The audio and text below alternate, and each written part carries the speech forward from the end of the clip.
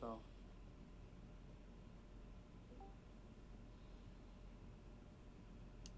uh, oh, you should be able to speak.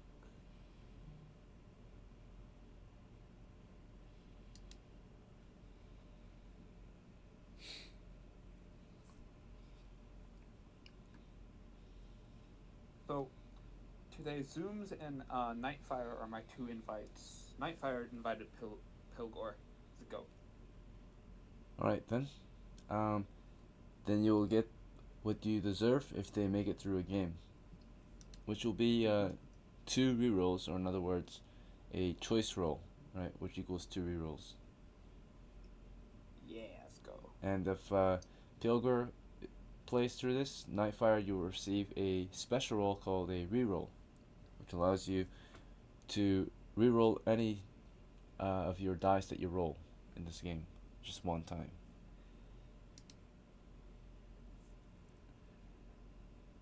And I can, when next game starts and I do have these rolls, I can turn them into new characters, correct? Yes, yes, you could. They could be considered spare characters. Yes, that's what I'm going to do with them. I'm going to start building my army.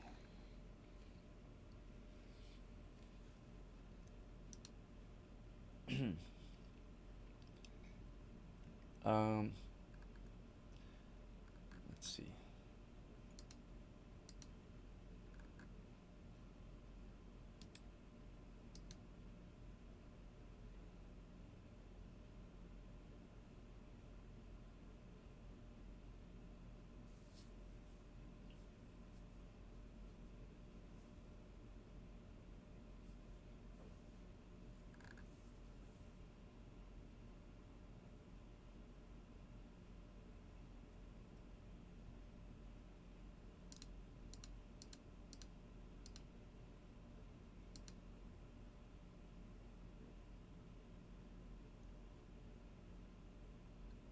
Are you guys present?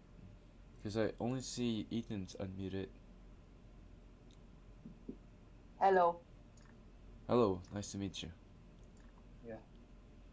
Zooms, you have to be able to speak. Are you able to speak, Zooms? Just rejoin the voice call and it should allow you to speak after that.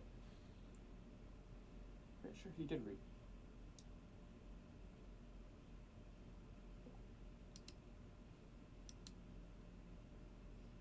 Hello, Zooms. Can you speak now?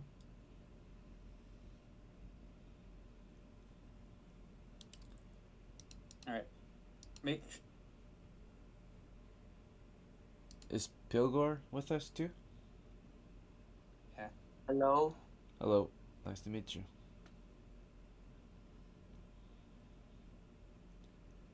Alright, it's just Now, Zooms. Zooms. Yeah, hold on. Now, Zooms, you have to use, you have to speak. That's one of the things. You can't just use chat. Yeah, it's a role playing game, so you're gonna have to speak.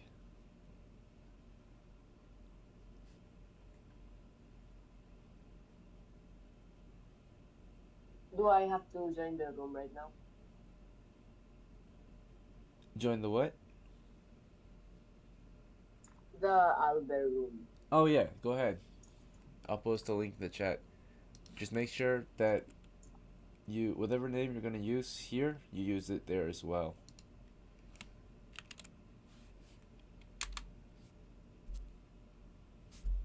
Like the character's name or Your player something name, else? so your Nightfire, or do you have Ah, a normal name? My name is Ekin, by the way. Do you have a first name?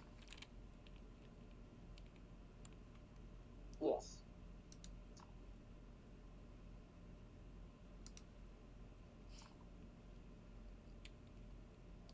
Alright, well, do you want to just go by Knight, or do you want to go by your first name? I'm just going to go by night. Alright, very well.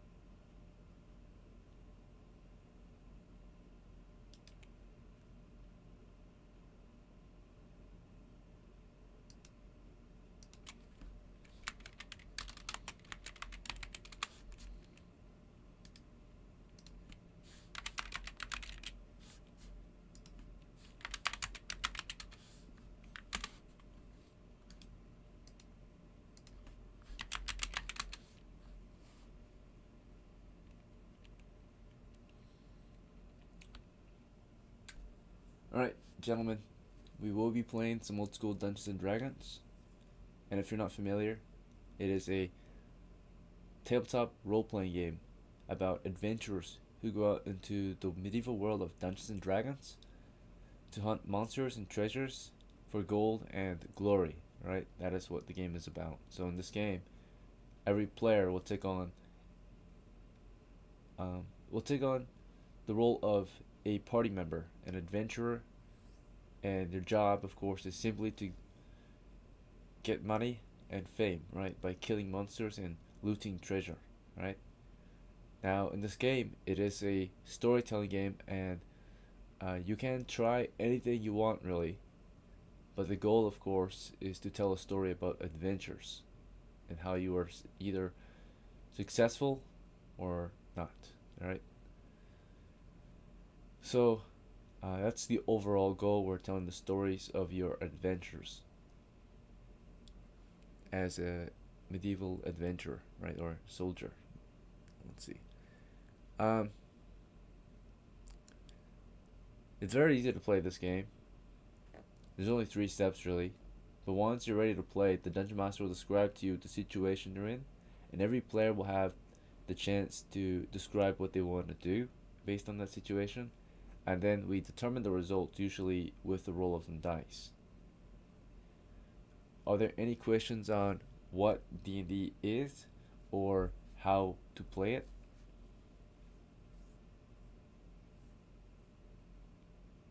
Alright, very well. So if there are no questions, we are going to now get you ready to play. And the only thing you need before we can start playing is a character. So we're going to roll up some characters, get you ready, and then we'll start a game.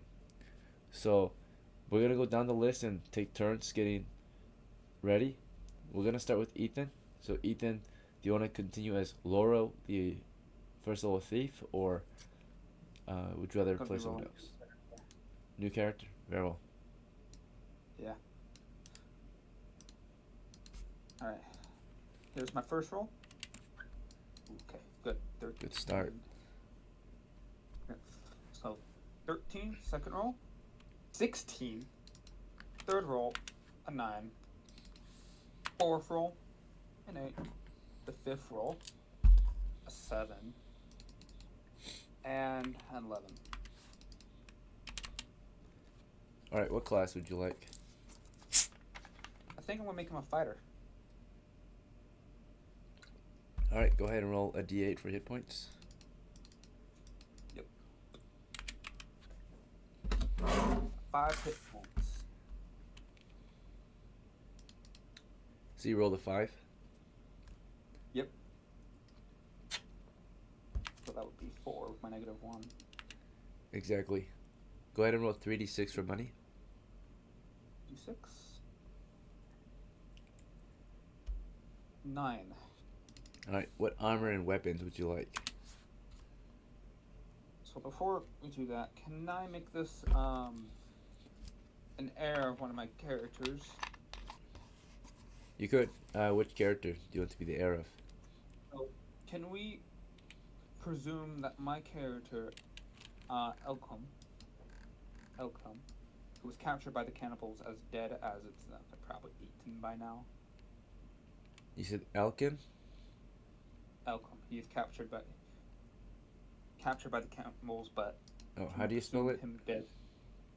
It's EKLM. EKLEM. EKLEM.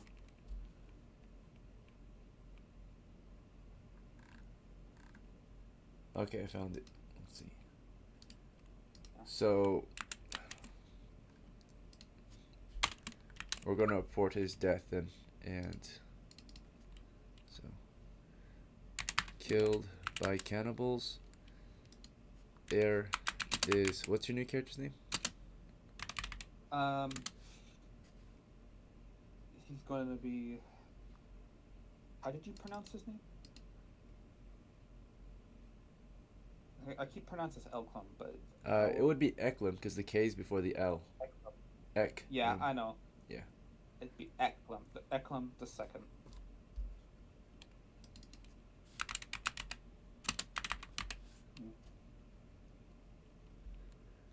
Alright.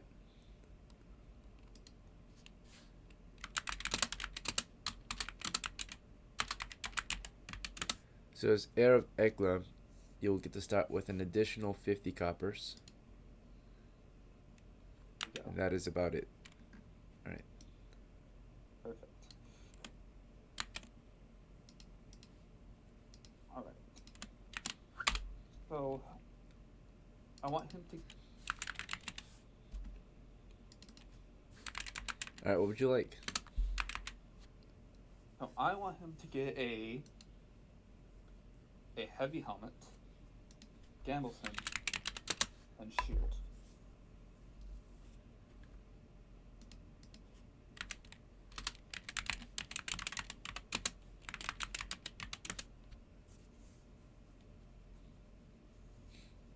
Alright. Let's get for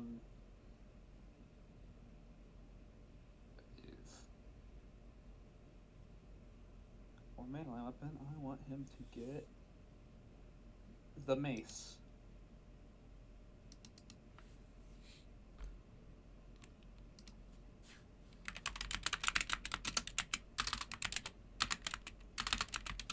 Okay. And how much was a polearm? 10? Yeah. And copper. And I have enough for that? Or I do. You do. I You have will get 38. You already have a shield though. Is that fine? Oh, can I get it slung? Sure. Yeah, so You still want the polearm? yes, I do. Do you want it to be slung as well then? No. Okay. Basically, once enemies get past my polearm or drop it, pull up my shield and mace.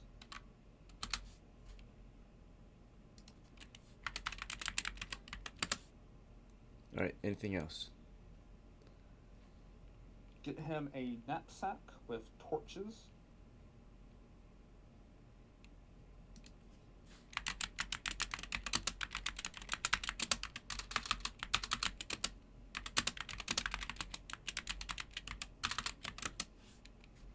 Alright.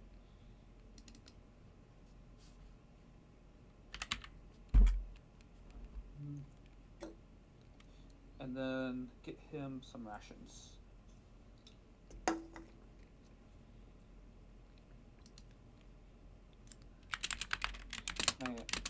Two sets of rations. There we go. And I will bank that.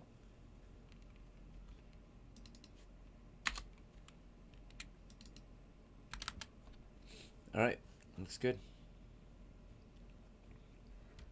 Do you plan to hire your other character, Lauro, as a retainer? Sure, why not?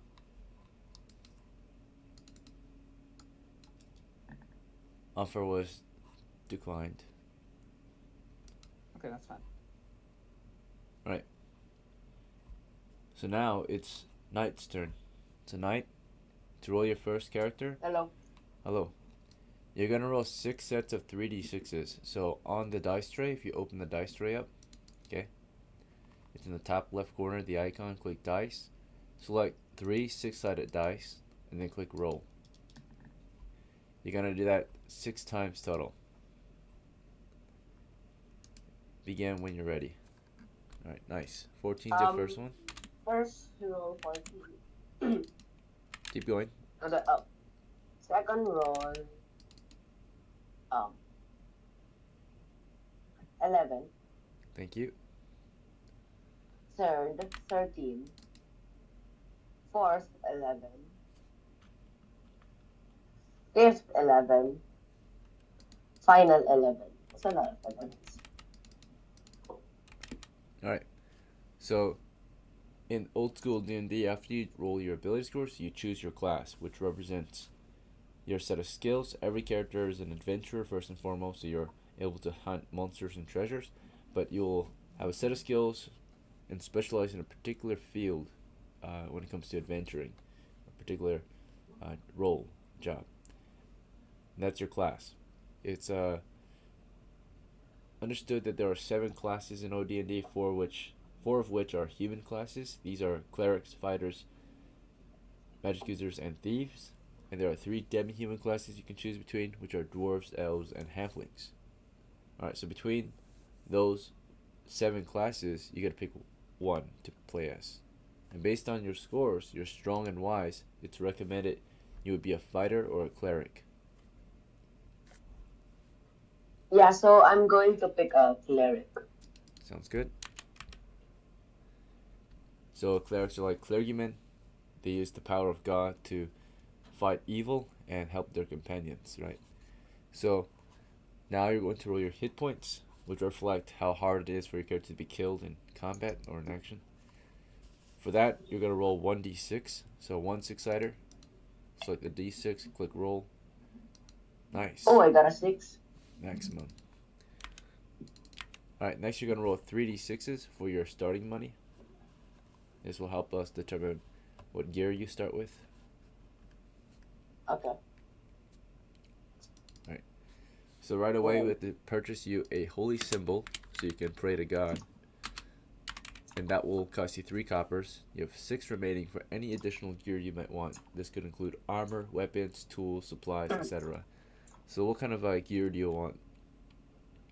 Anything Quick question. Does it specifically have to be the Christian God or just a different one for storytelling purposes? Just a holy God. Ah, okay. So, I would like a tunic and trousers. You already have a tunic on. If you want trousers, that's fine, but you already have brays, which are like underwear / shorts. I see. Do you want trousers? It'll keep you extra warm. Your legs extra protected. Yeah, sure. Alright, you're down to 5 coppers. I recommend you get yourself a weapon. Any medieval weapon you can imagine is available. We'll just have to see if you can afford it. Hold on. Let me check. So, for example, you might get a melee or a missile weapon. I would recommend missile weapons such as bow and arrows, sling and stones, crossbows. But if you prefer, you can get a melee weapon like a spear, axe, sword, dagger, mace, hammer. How much is the arrow or crossbow? I can't find it. Sure, do you want a crossbow or a bow? A crossbow. Okay, the cheapest one you can afford is called a latchet. It's a light crossbow. Oh. And the total cost is 5 coppers. Is that fine with you? Okay. That's all your money. Alright.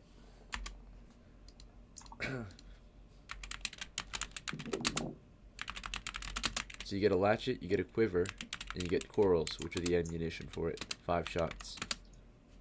The last step to creating your character is to pick your name. So what name would you like? I would like to name my character DAHN with an H before the end. Dan with an H before the end. So D-A-H-N? Like Don? Yes. Alright.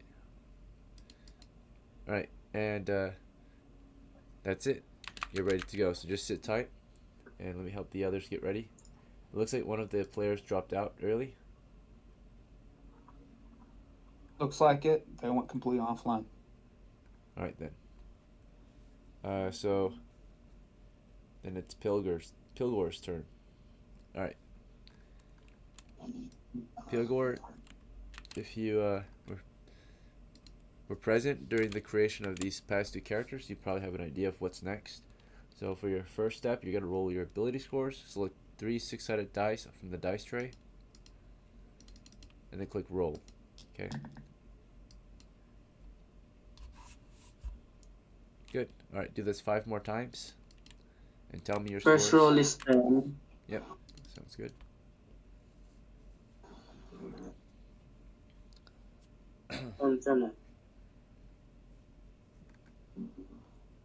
Second roll is 13, 11, 10,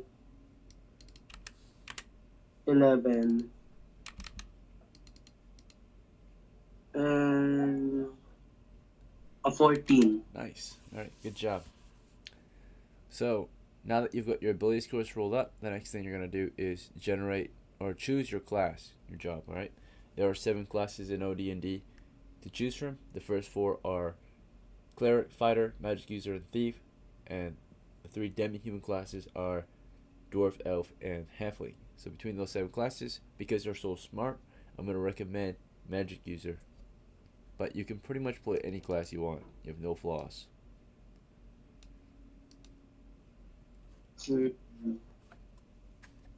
I'm gonna pick. Yeah, I'm gonna pick magic user. Alright, good choice. So as a magic user, you're going to have 1d4 hit points. So go ahead and select the 4-sided die and then click roll.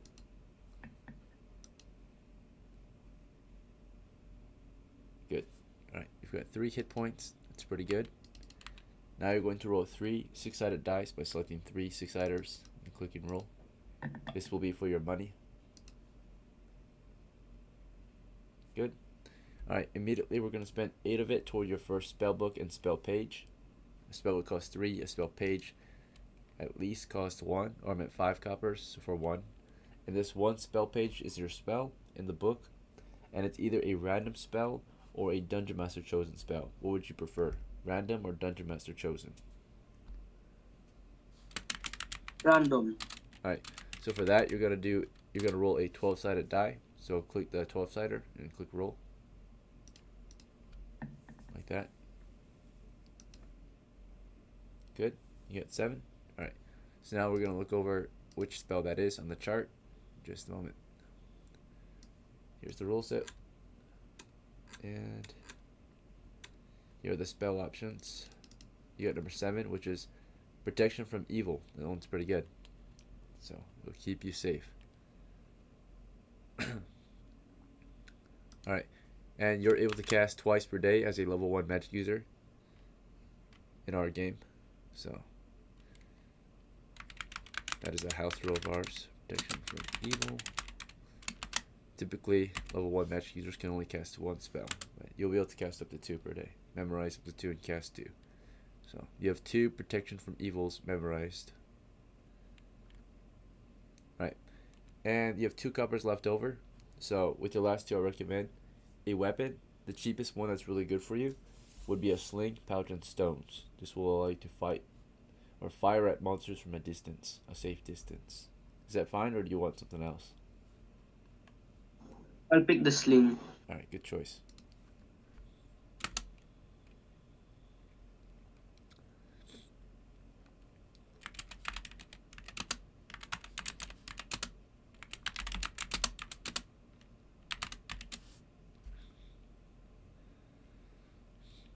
Alright, so you're down to 0 coppers. Last step is to choose your character's name. So what name would you like?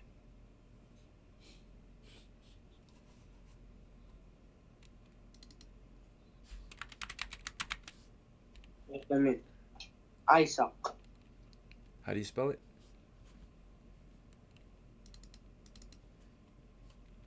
Isaac. Oh, Isaac. Okay. Good to go. Alright.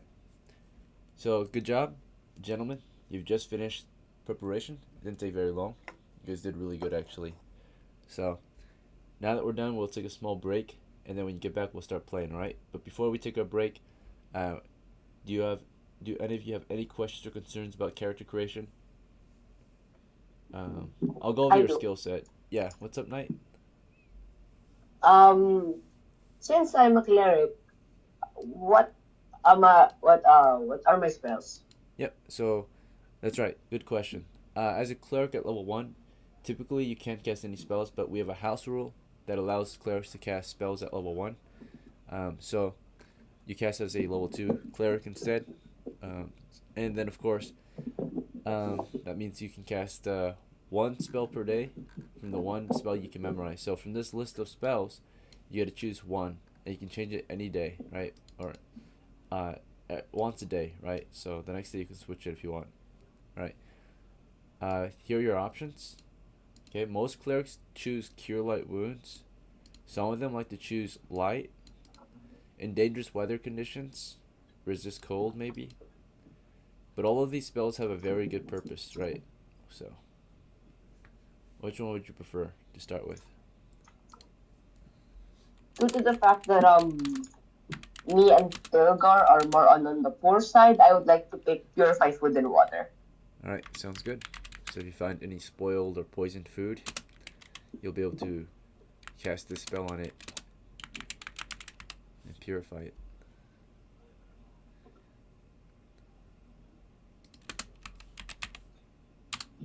Alright. Same with Isaac here. Isaac, you have 2 protection from evils memorized.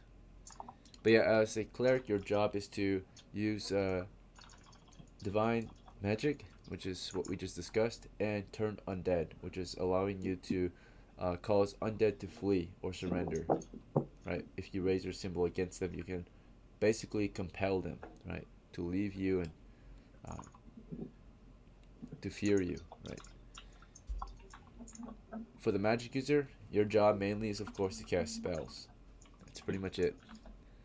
There are some other things, like you're able to know things more than others. You have a better chance at knowing things more than others. You also are able to eventually craft magic items pretty easily too, if you have enough money and materials to craft with. Let's see. Alright. But that's it. So take a 5-minute break, gentlemen. When you get back, we'll start playing. I'll put a timer down.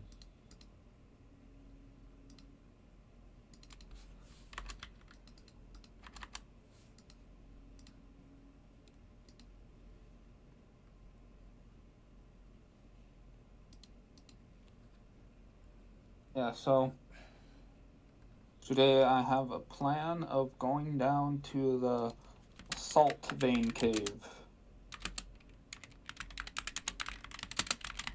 Seeing if we can find monsters there.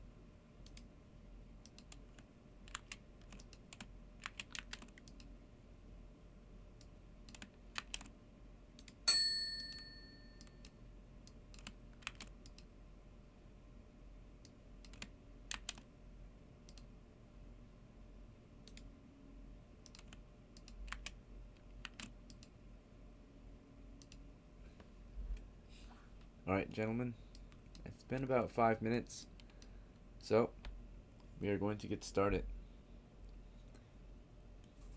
Are we all back? Are we all present? Yep, I'm here. Night, Pilgor. Hello. Alright, welcome back, Knight. Pilgor, have you returned? No. Alright, awesome. So we're all back and ready to play, it sounds like. That's good. Alright. So, to begin, I'll be describing to you the background of the campaign, and then we'll go over the situation you're in, and from there, you'll be able to start to taking action, right? So, your party of adventurers have arrived in a dangerous medieval land, and you are at a base that's been named the Shoreline Base Camp. This is a small settlement that has been established on the coast, and you're here to seek your fame and fortune. Before this, you were just a group of poor men, little to nothing to your name. At least you're free, but this is a chance to make a name for yourself and to get a life started out here, right?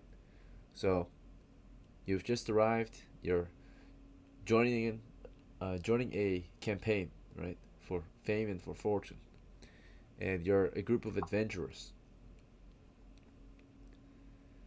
We have in the group EKLEM II, level 1 fighter, son of EKLEM I, who was presumed killed in action, right? So, or maybe not son, but maybe brother, depending on EKLEM's age. So EKLEM II has arrived and has received an inheritance, an amount of wealth that's been saved up or inherited from EKLEM I, allowing him to start with quite a bit of gear. We have some brand new characters as well from they're the first of their house pretty much. We have DAHN, the Acolyte, and Isaac, the Medium, right? Of House Knight and House Pilgor, respectively. And it's a small team that you've created here, but it should still be enough to get some work done. It's currently December, so it's a cold and harsh winter month, and you're just trying to, the very least, get enough money to feed yourselves. You have no money, you have no food, no home, but now you're at the Shoreline Base Camp looking for work, right? Most adventurers will go out to hunt monsters and treasures, but there's definitely work to be done around here, and definitely dangerous, adventurous type work to be provided.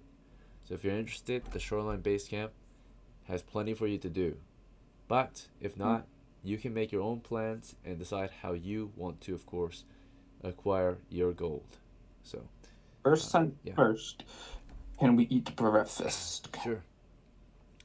So breakfast does cost money, if anyone has money to provide. I will use my rations. Okay, so you guys will eat a ration. So fortunately for you, one of your guys in your team has enough food and will pass some out to you and share his food with you. So you all will get to eat breakfast this morning. Right. I will also be able to provide lunch too if we go that far, but definitely not dinner though. So.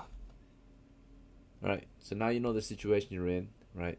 You're at the Shoreline Base Camp. It's a small medieval settlement established on the coast here. It's pretty much in a terrible state. At the camp, there's a warm fire, of course, but there's other adventurers. There are settlers here, and maybe there's a merchant or a trader somewhere. The settlement looks like it's in ruin, though. There's a lot of damage, a lot of wounded and sickly people trying to get by, right? People collecting wood, people tending to wounded. So it's in a very dire state. There are others like you around trying to, of course, maintain the camp and also take care of themselves too. So what do you want to do today? It's December. What does the dangerous shoreline base want us to do? Is it deal with the Vikings? You could if you think you have the means to do so, but with a small team like yours, you probably won't be sent out to the Vikings, right?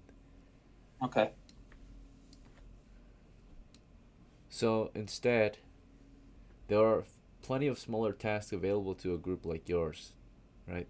The shoreline base camp has little to no defensive structure, and in order to properly allow settlers to get defensive structure, they'll need protection in the woods.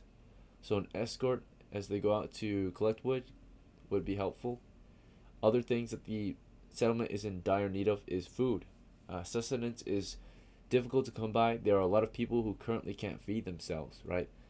Um, and the only way that people are surviving out here so far is by fishing, and fishing is getting difficult as well, right?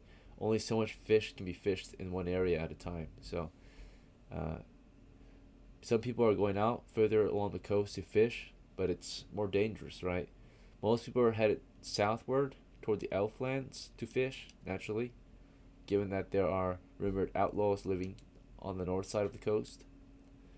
And the ruler of the shoreline base camp, Mitchson, has made it it's a current temporary law that no turkeys in our lands shall be hunted until they are grown enough, right?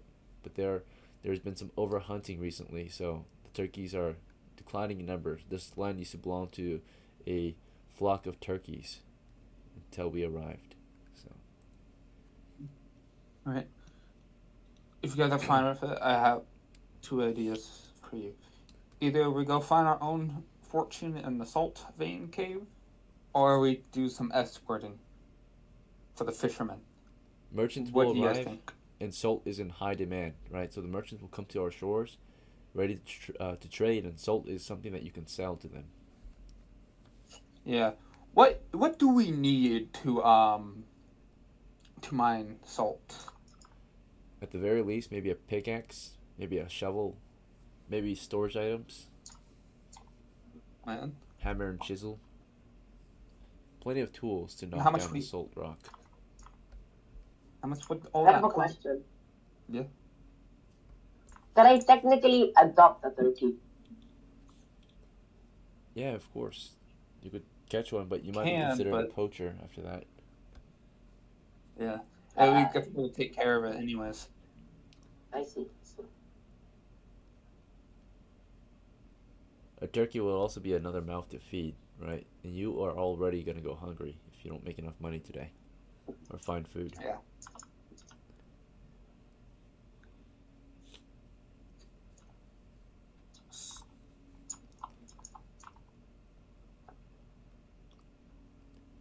All right. So, plenty of different job ideas, right? Now, if you want something more dangerous, some adventuring work, right, in the local area, there's, of course, the local areas like the Wolf Den, which was a small camp established a while ago by House Ethan and his men.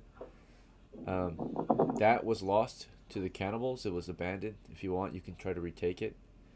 More importantly, some more high risk or some more high reward areas would be to visit the Salt Vein Cave and harvest salt there, or hunt down the giant spiders for their silk and poison glands and meat. Right. Um, Other reports have it that the elves are hiring men to help fight the war to the south. They have began a war with the goblins who are invading their lands, right, cutting down their trees. Um, Otherwise, uh, if you're interested in more like the most profitable areas would be dungeon delving, exploring outward and looking for any ruins or caves to plunder, right, of wealth. The nearest one, of course, is the Salt Vein Cave. Mm-hmm. There's a pretty secure source of treasure down there, Salt Vein. Yeah. Can I go up to a merchant and get a using my bank funds a pickaxe and a sack? Right, so you'll visit the trader here on the shoreline. Let's see how the prices are today. Alright, the prices are not in your favor. So they're pretty expensive right now. A pickaxe currently, he has very few tools left in terms of what's for sale. But he is selling a pickaxe for 8 coppers right now, if you're interested in buying that. It's 8 coppers for a pickaxe. And if you want a sack, it is 4 coppers for a sack. Oh no, sorry, 2 coppers for a sack. I will use my bank fund for that then. Banked funds. You have 22 banked funds? Alright. So. Very well. You'll use banked funds.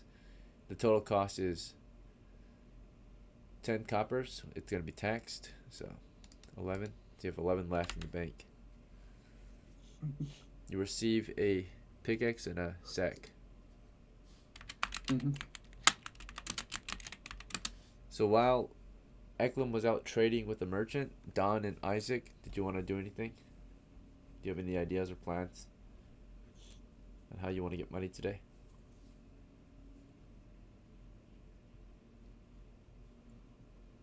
Not really.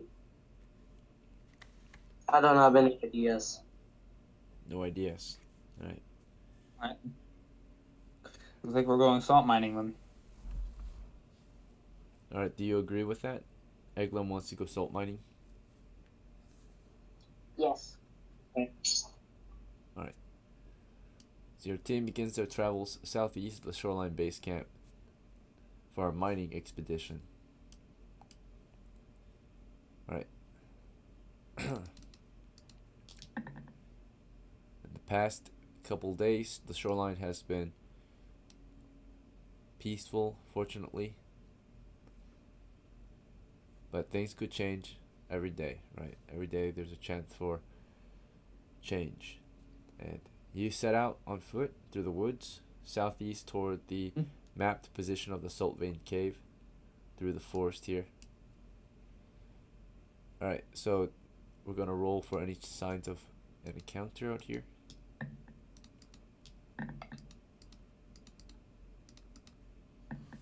Alright, there's an automatic encounter with the signs of turkeys, so at some point your party will come across signs of turkeys, whether it be footprints or their feathers. Would you be interested in encountering some turkeys, or do you want to continue on? Or something else? Let's ignore it. Alright, so you ignore the signs of turkey, and you continue through the woods. This is roughly 2 miles out. Your party is considered to be medium footmen. And that means you're moving at about 1.5 miles an hour. So it should take you about maybe an hour and a half to get there. So you set out at around 8 o'clock in the morning.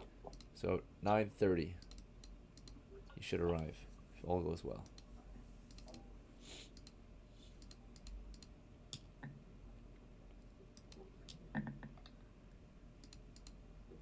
Alright, no encounters today on the way to the salt vein cave. After roughly an hour and a half of marching, the cave comes into view. You see the north entry on your approach. There's a creek that flows through the cave. I am going to light a torch and offer it to Isaac. Here, take a torch. You only need one free hand to cast your spell.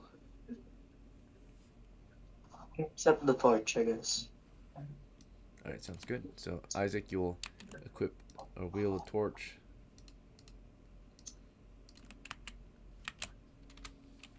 That's one of these. Okay. Now as you get ready to go in, you guys can describe to me what you do in preparation, like if you want to wield anything on the way in. So as Isaac grabs the torch and gets it lit from EKLEM, DAHN and EKLEM, is there anything you want to wield before we head in? I would like to like draw my crossbow just in case. Okay, sure.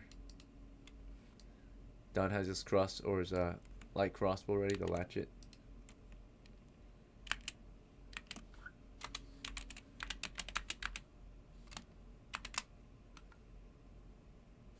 EKLEM? I will carry the sack with the pickaxe in it and my polearm in my other hand, but like just to carry it, not actually wielding to use it. Yep, those are Yet. all carried currently because you have no other means to carry it. Mm-hmm.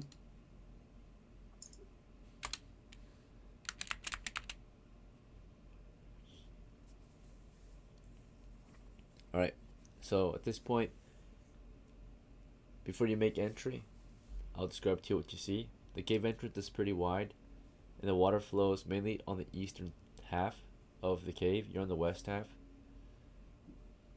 The creek flows southwest into the cave and then southeast. There's a bit of dry cave land or dry ground to the southeast past the water.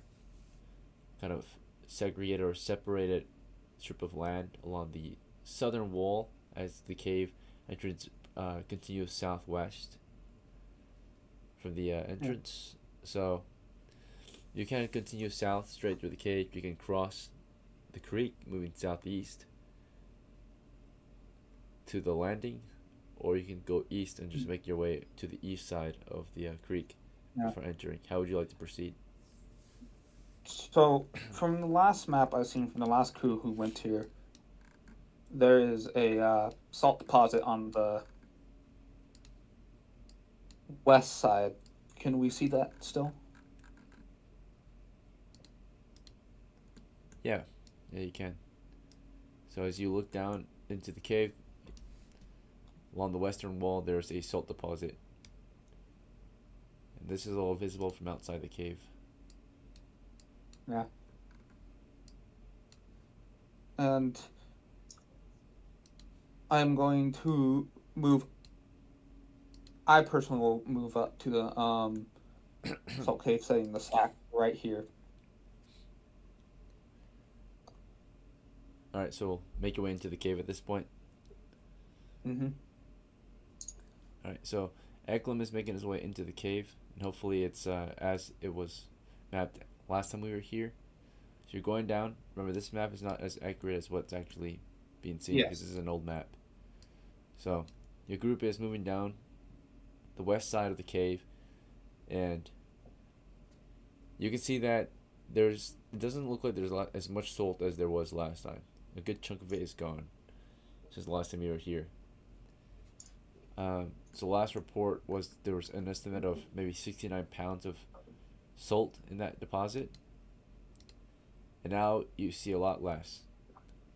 There's more so like 7 pounds of salt now.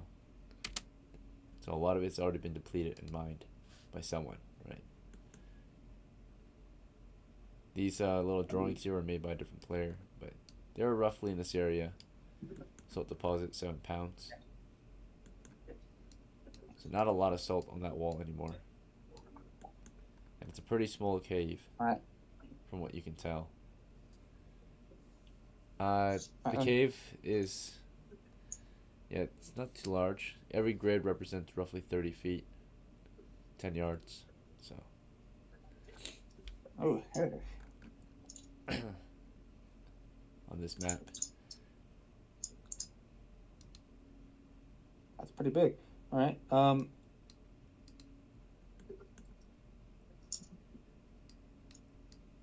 It's really large. Holy smokes. All right, then. Let's mine the salt. All right. So you make your way up to the salt. You set your sack down, and you want to just start hacking away. Yeah, put my sack out. Put my polearm onto the wall. Take out the pickaxe and start mining the salt into the bag. As EKLEM is mining salt now, Isaac and DAHN, what would you like to do? He made his way into the cave. Did you want to go after him? Did you want to stay outside? What's your plan? I'm personally going to go in the cave and make sure to like protect EKLEM while he's mining. I'm also going into the cave. Alright, so you both make your way in there. Sounds like Isaac said he's making his way in. Don wants to protect him. So Don, to protect him, you'll guard him with your crossbow, and Isaac, you'll just follow after him, it sounds like. Is there anything you want to do while he's mining?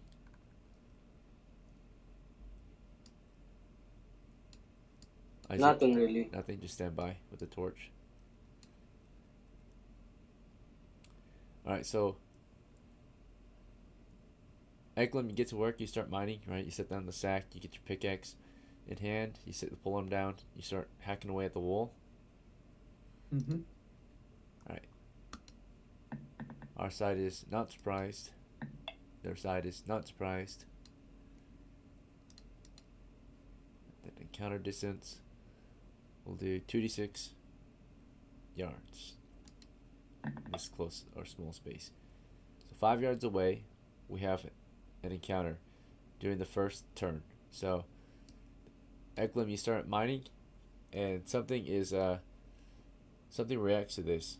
So we get an encounter. So he is in the middle of mining. The first one to notice this is Don, naturally. And Isaac, of course, maybe as well. They're both just standing by on watch. And what they notice is toward the south side of the cave, on the other side of the cave, they can kind of see movement on the south side, on the outside of the south side. Something's out there. They see something looking right back at them, right? From this kind of narrow gap or opening, this narrow pass here. It's not narrow, but from this angle, they can't see too well. But from what they could tell, they thought they saw something at the far end of the cave from here, right? Where light of day pours through the other end of the cave, right? They saw like a silhouette. So something's out there on the other side of the cave. At that point, how would your party want to react? Do you guys want to stop mining, continue, or something else? I personally would like to warn EKLEM that there's some movement, so he could like stop mining soon. Yeah. Alright. I'll put down the pickaxe and grab my polearm and look down. So, after So since realizing I'm right something's out here, there- can I see a little bit better than them since I'm right here? No. Look at the angle Alright. you're looking. So you're seeing like this wall. The Yeah, further you're right. back they're at, they have a better angle. Like if you get a ruler out, or if you get like a line drawn, right? See, you, or see your angle, your line of sight. It's around here, right? Something like that. Whereas them being further back, like Isaac, has kind of a better line of sight toward the western side. Okay. You see Oh, that? they're way down. Okay, I see. So you can see kind of the east side easily, but you can't see any, the west side would be a blind Okay. spot for you, given your angle, right? Yeah, I misunderstood what you were describing. I thought they're like around. No, they're outside the cave. Here. They're outside. He saw some toward the east, but there could be some toward the west. He saw the silhouettes of people, right? Because the light's on their back. So at the far end of the cave, right, roughly 40 to 50 yards out, he's seeing something out there. Because every grid is 10 yards on this map. Yes. All right. I'm gonna say, everyone, do you want to go find out what it is? Could be monsters that we can kill.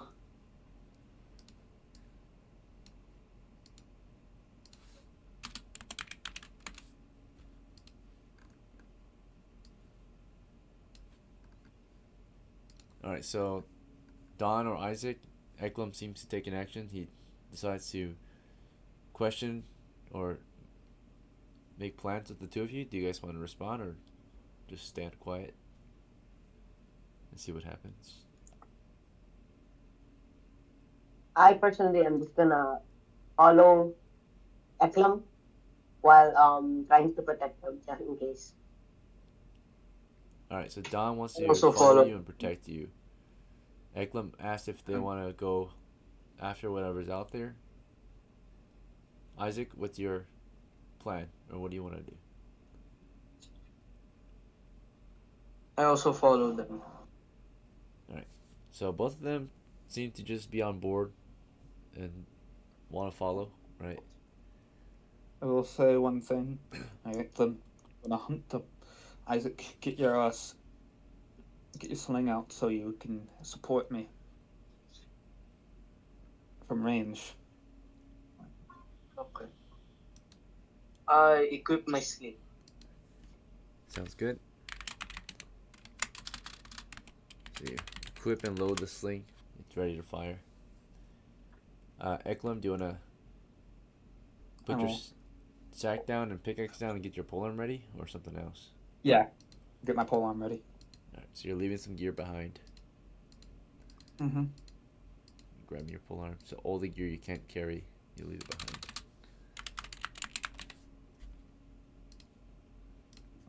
Of course. So now EKLEM's gear has been left with assault. The rate in which you were picking at the assault was not 50%, it was 100% because you got the proper tool for the job. And therefore, striking that salt rock, you're chipping away at it with a pickaxe in two hands. You were able to knock off about, I would say, every strike cut off a 0.1 pounds per strike of salt rock. So therefore 0.6 pounds per minute, 6 pounds in 10 minutes, right? So after a turn, you would have gotten 6. But because it was only half a turn, so 5 minutes passed, you got 3 pounds of salt rock on the floor. So the salt deposit with 4 pounds embedded in the wall and 3 pounds on the floor, right? So salt or rock salt, 3 pounds. Alright. Your party begins movement down the cave then at this point. Yep. Make your approach. Oops. Right, so your group is making their approach down down this mostly empty cave. You can kind of see something up ahead. The light of day shines at it from the south. Your torchlight would eventually shine against it, but there seems to be a fungal growth on that southeastern corner. The far south wall, as you're about to leave the cave, there's some fungal growth on the wall on your side of the creek. Do you want to avoid it and cross the creek and make your way to the other side, or how do you want to continue? Yeah. Because it's Let's in the way. avoid the fungal, so get on the other side. Right. So you make your way across the waters to the other side, and then you will continue south. And will you remain on the east side of the creek on your way south out of the cave, or do you want to cross back over and continue on the west side after you pass the fungal growth? How would you proceed? Continue on the east side. Continue on the east side. Very well. So now that you've made movement here, you can see just outside of the cave, I'm not going to map it, but I'll describe it to you, that the water flows further south, southeast in particular, and the lands beyond the cave are of course forested, heavily wooded, but there are no signs of turkeys as indicated by the map, no signs of what you saw earlier either, right? Except there might be some footprints up ahead in the snow, right? What word? I'm gonna check out the footprints then. So you'll continue toward where you can kind of see some footprints in the snow, just outside of the cave. So far, they look humanoid from a distance, a safe distance, but you're getting close. Close enough to stand above them and look into the details if you'd like. From a distance, it looks like whatever was moving out there was maybe a humanoid of some sort.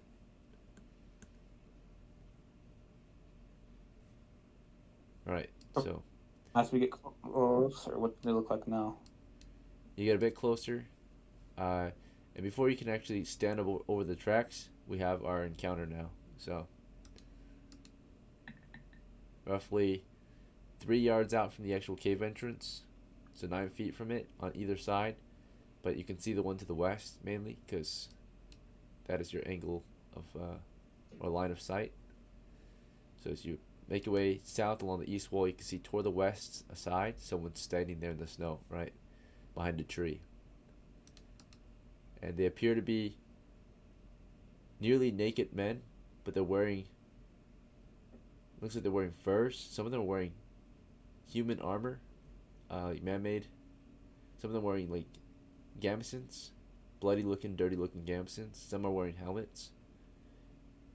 They have rusty looking weapons. They have some of them have stone weapons. It's just a mix and match of various weapons. But there are men out there waiting for you. So I'll put them on the map. Let's see. Not too many, fortunately. Okay. So.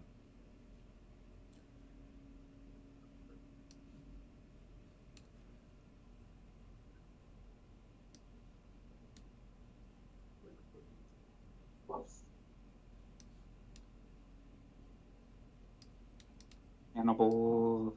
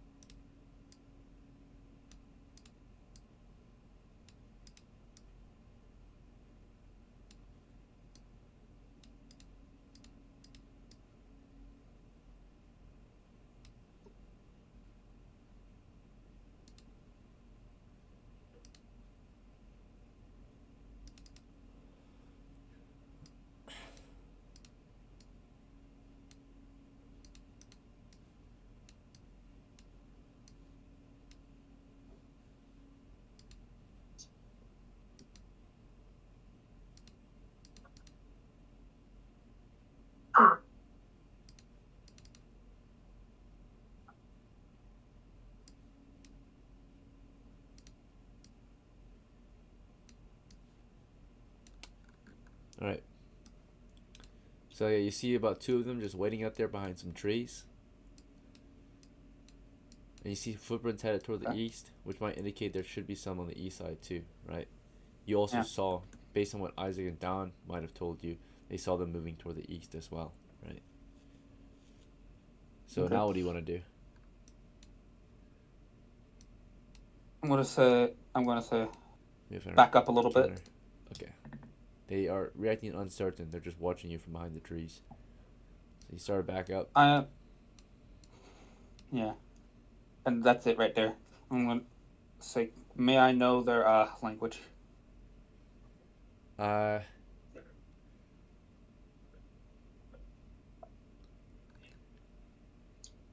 I do have 16 intelligence.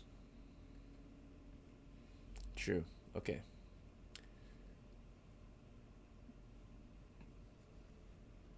All right then. Let's see. All right. I'm going to shout at them.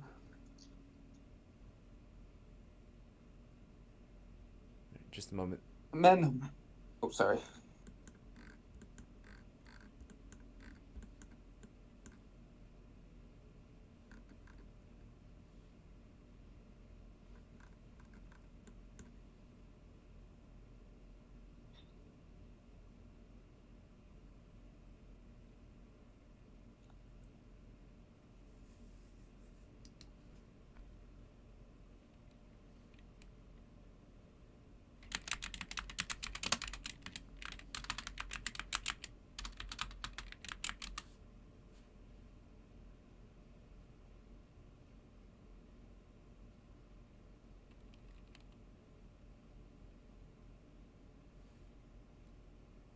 All right. So there's not too much known about these people because your people haven't really interacted with them. So that's why I wasn't sure if you would know it, because you would only be able to learn or know common languages or languages you came across before, right? You would be able to learn them. But there was no way to know their language before this, because this is your first contact with them. That's why I was questioning it, or I wouldn't say, because when you choose languages, it has to be on the common language chart, right? For known languages. So these are new people you're coming in contact with. And given the fact that we have little to no experiences with them, we've never really learned their languages too much. I'm not sure if I can give you it. Let's see. Yeah, because we've captured too few of them to actually learn their language, and there hasn't been enough time to learn their language yet. So unless you have to spell read languages, you cannot communicate with them, and you cannot know their language. Because there has been no one to learn their language yet. So you don't know their language at all, so you can't have known it before this, right? So, all right, that's your answer. No, you don't know their language. You can't know it either. Okay. Until you capture one or something, or find someone who does know it, willing to teach you. Oh, we did capture one a while ago, but yeah, it hasn't been long enough. It's been like maybe a week or two since we captured them. There's no way to learn their entire language in a week unless we have a spellcaster. Okay, well, I am going to. Can I see that dude? Oh, I did not mean to do that. So, like I said, they're behind trees. They're peeking at you, because you're looking straight at them. You have no cover, and they have cover. Right? They just have their heads poking out, looking at you. Right. I'm going to look in this direction, and I am going to say, peace. No fight.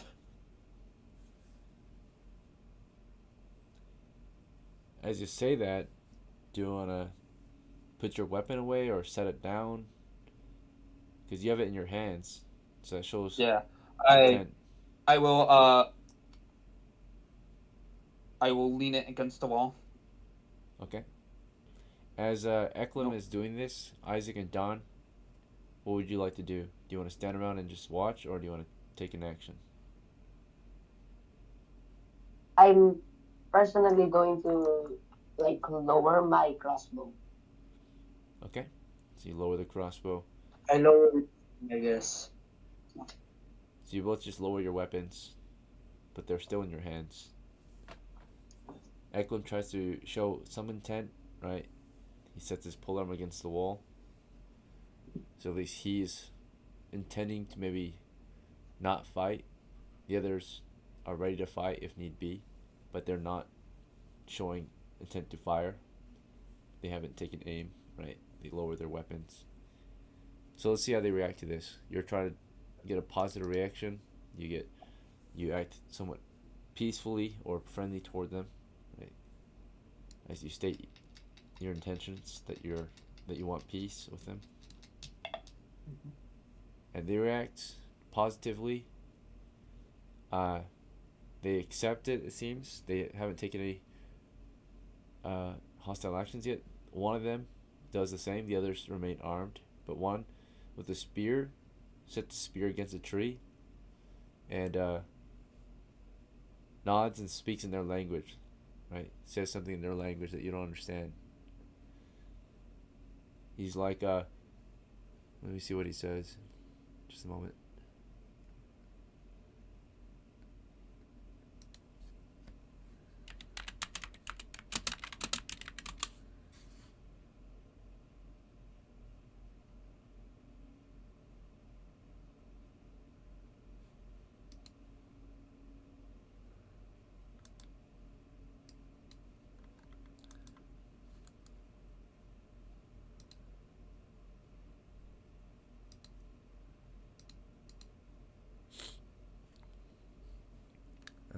Let's see.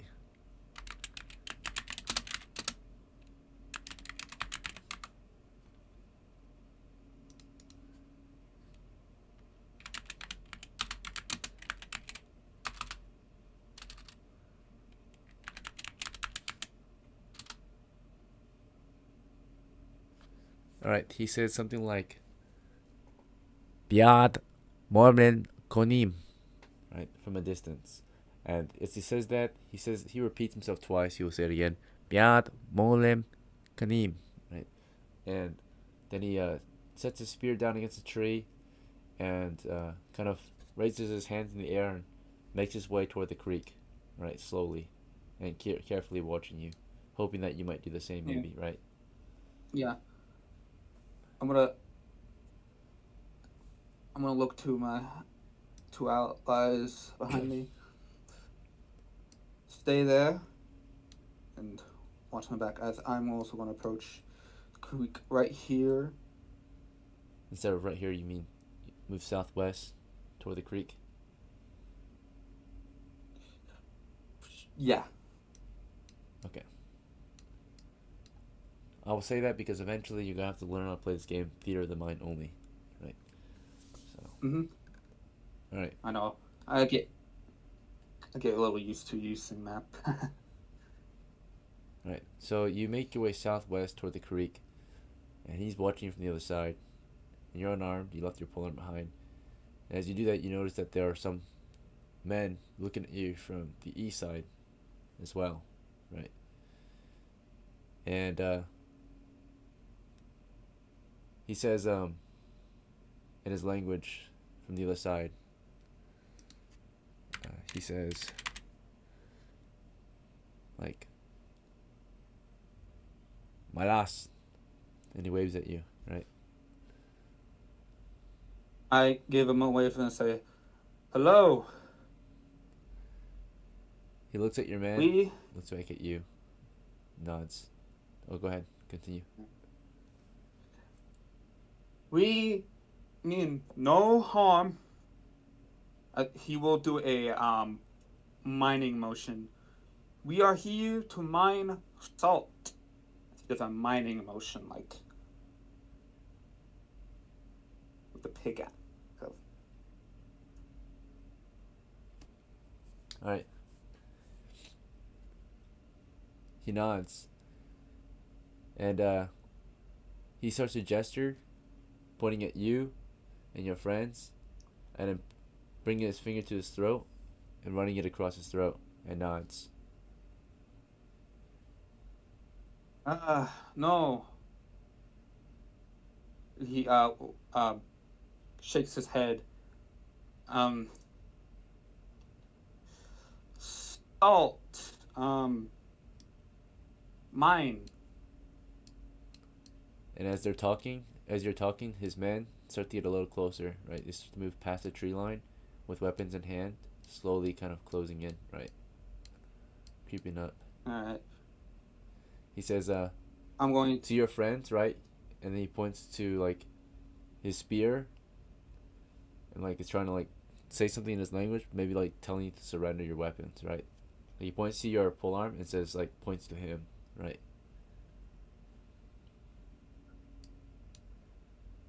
He will shake his head once again, and he will pull out his shield and mace. Okay, so you draw your weapons, and as you do that, his friend here brought the spear to him, right? He picks up his spear again. Yep. So, you get your shield and mace out. Okay. Yep. So. And I will start backing up, like just. Okay, Isaac and Don, do you guys want to open fire, or do you want to just watch his back still? They haven't shown immediate hostility yet, but they are showing hostile signs, like they want you to surrender, right? Or else you'll die, right? Is what they're kind of saying right now. So now they gather around the creek here. They're slowly advancing up the creek now toward you. Right, and they have shields, by the way. All of them have shields. Can I ask EKLEM if he sees any one of them that has any ranged weapons? You don't see any ranged weapons equipped. They all are equipping one-handed weapons and shields. These look like they were made by your people. Iron weapons, wooden shields, right? So they're probably stolen. They also are wearing stolen armor, like gamskins and helmets, right? It doesn't look like it belongs to their people. Yeah. Armor and weapons that they've looted off of past expeditions, right? And we just keep backing up while they advance. Right. They keep moving up. Okay. You want to take your polearm again on your way back? Sure. Okay, you grab your polearm. They continue forward, shield formation, right? They're kind of loose, but they've got the shields open or shields up. Alright. I will say, to people behind me to fire. This Alright. Command to fire. Okay. At yeah, that point, command Don to and fire. Isaac, do you guys want to open fire then on the west side, since that's your open line of fire? Yeah. In a GNG turn, can I You get one action per like turn. run back Yeah, you a can little run back and then and fire. then fire? Yeah, sure. All right. You can run and fire, which is not good, but you can run and then stop and then fire, which is better. It's slower, but it's better. You're more accurate. So, do you want to run while shooting? So It's I will faster, or do you want run back like 10 feet, I guess, to and then Yeah. and fire? then aim at the closest enemy. All right. Yeah. Lose your I shot. don't like modern. I like modern Dungeons and Dragons. You can't move. Well, you can move and fight, but it doesn't work like how modern Dungeons and Dragons work. It might come at a penalty, right? So, Yes. let's see. For example, you won't have a penalty. You'll be able to shoot right away if you don't move. But if you move, you will shoot at a later time. Is that correct? That would be the penalty. If you can also shoot right away and move at the same time, but if you're moving and firing to save time, you will be less accurate. But if you are willing to fire later in the combat round, that's fine too. You'll just have to move first and then fire later. But first attack is pretty important as well. So Don will begin by falling back first, then firing. And then Isaac, what do you plan to do this round? Do you want to just hold the line and fire slinging stone at them? Or something else? You want to fall back Can with I Don? fire immediately? Fire immediately? Sure. So do you want to fire and then start loading again? Because it takes time to load. So you'll fire, grab a stone, load the sling, and then get ready to fire again, right? Yes. Okay. And then for EKLEM, right? Polearm, Yeah. you can attack forcibly, or I cleave through them. cleave through them. Okay, so the ones to the south, you'll try to line them up and cleave through them. All right. So what happens? It would be better just to do 2 attacks instead of just a cleave, right? It might. You could do like 2 thrusts, but naturally it can't be 2 thrusts at the exact same time. It would be 1 thrust and then another one. But you attack twice as fast as others, right? Because you're a fighter. Either twice as fast or normal speed but strong, right? Could it be more like I swing first then thrust? Sure. That's how you would use polearm. Like you would cut through one, then you thrust. Yep. All right. So what actually happens now that you all declared your actions is we're gonna resolve your actions and determine how it actually plays out. So what actually happens is Don starts a round out by moving, right? As he's moving, he can either run fast or run normal. If he runs fast, he might not be able to. If he runs too much or too fast, there might not be enough time or action left for him to actually return fire, right? So he doesn't run too far off, right? And then Isaac, of course, you're just gonna fire immediately, and these two immediately start sprinting across the water. One goes toward Don, one is going toward Isaac. Right, as they move, Isaac will be firing on them. And EKLEM, how these guys move on you is they have shields up and they move single, or not single, but they move spread out, kind of like jagged. So first guy comes up to you, this guy's a spear, right? He keeps his distance. The other guy is going around, right, for a flank. So the only one actually attacking in the beginning is Isaac, because he's the only one firing at first. So Isaac, you're gonna roll a d20 to hit. So roll 1d20.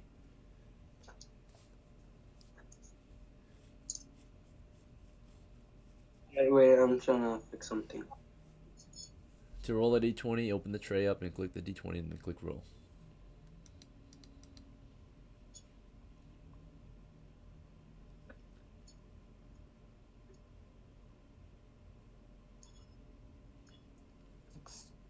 Isaac. Okay. He said something. Then All right, missed. So, Isaac, you see them moving toward you. You took aim, or you already had a bullet, a stone slung, right? You fire it toward it, and you missed, right? And as you fired and missed, he charged you right through the water. And while he was charging you through the water, you can get ready to defend yourself, right? So you just shot a stone off. You can get ready to defend yourself in a moment. But before you can, he's gonna rush you and try to stab at you while you're firing your sling at him, or stone. And he's about to have his own attack against you. This guy here, he charges after DAHN, right? DAHN was trying to DAHN for your distance of how far you want to go. You can move, given that you are a light footman, you can run up to 30 feet or up to 90 feet. If you run only up to 30 feet, you can still take an act. You can still attack. If you run up to 90 feet, you can't take any other actions. So it's just movement, pure movement. So, how far did you want to run? If you move 30 feet, you can still take an action. Like 25 feet. 25? Okay. So, you move 25 feet, right? You're still able to take an action. Takes you about maybe 5 seconds to achieve it. You sprint 25, but not more than 30, so you can still take an action. And this guy charges you from the southwest. And as you were running, he was running right after you, right? So you got 25 feet. And his move is, if he wants to close the distance, he won't be able to attack you normally. He just charges you, like, straight up, full sprint toward you to tackle you down, right? So he's just rushing you. But before he can close the distance, you turn around and fire at him as he's about to bull rush you, right? So he's bull rushing you across the creek, and you take aim and fire before he can crash into you. And if you hit him, you might be able to stop his charge, right? So you will also roll to hit now. Let's go ahead and roll 1d20 before he crashes into you. You get a shot on him. All right. 16. And that's a hit.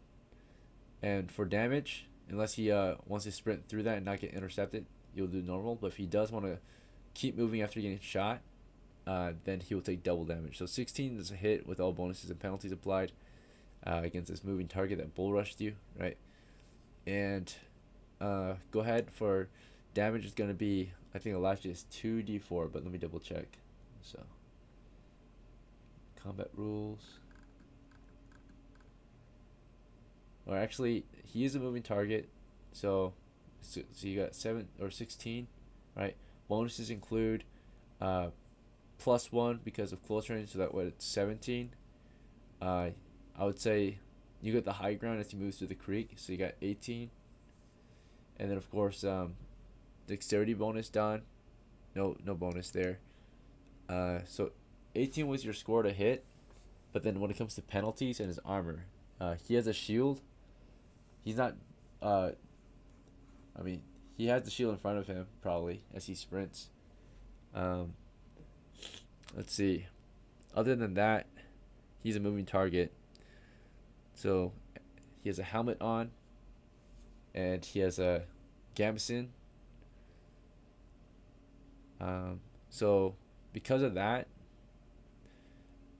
he went from armor class 9 to armor class 4 with the or armor class 5 with the helmet and gambeson. With the shield up against a missile, it's double actually. So shield will become a 4 total with the defensive, and with it against missiles it's a 4.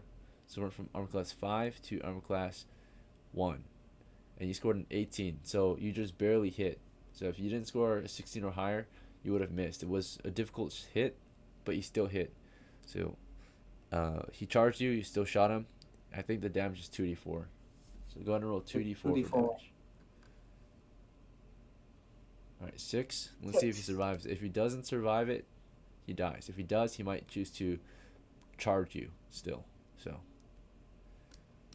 he has 2. So before he can close in, you fired through the gaps of his armor, past his shield, through and past his armor, and you killed him. You shot him like First in the blood. neck. That's 1 down. Alright, so DAHN got the first kill.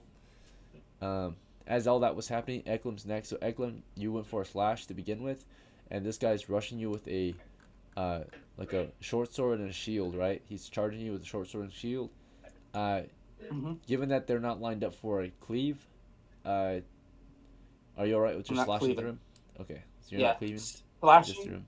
and then when he comes up, poke him. Alright, so you'll slash him. If he's intercepted, you can poke him. If not, he gets past your pole arm. But you can, of course, back up and poke him after. So he moves in. The first initial attack is an 11. Alright, bonuses to be applied. You have a I do have. strength of 13, so we're at 12. Mm-hmm. Uh, Damn, miss. yeah, it's a miss. I'm gonna roll it to miss. Given his armor class, yeah, you hit the shield, right? He blocks it during his charge, and then he doesn't want to be intercepted. It doesn't matter, right? He blocked, so he doesn't take any damage anyway. So you block Mm-hmm. the attack. He crashes into you with the short sword, and before you can, of course, you can back up and take your second Yep. attack, right? So he was trying to close in. You slashed, then stepped back before he could fully close in. And you got another stab at him. Now, before this next stab can go off, I'm gonna say that he has a chance to close the distance before your next stab and get his own first attack in. So in that case, Initiative? it's initiative, yeah. So competition here. I got a 1. All right, You got so 3. He won. yeah, before you could step far enough back, right after your first strike, he crashed into you and thrusted his short sword at you, right? So let's see if he hits. 11. All right.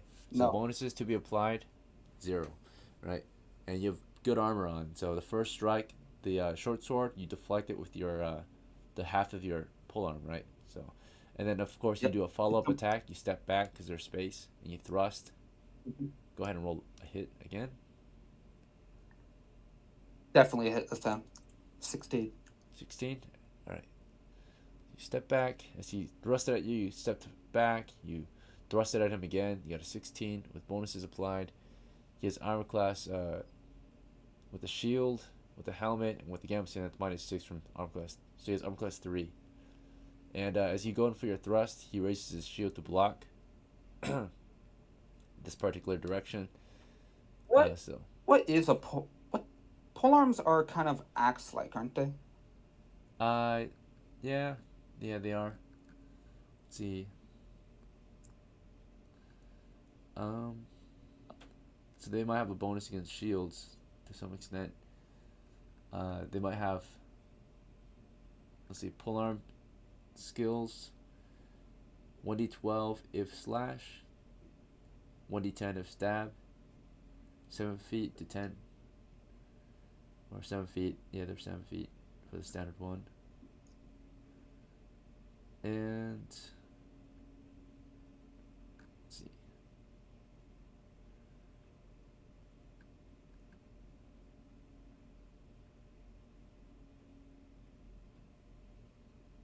I guess I would give you the axe bonus because technically they are a type of axe as well.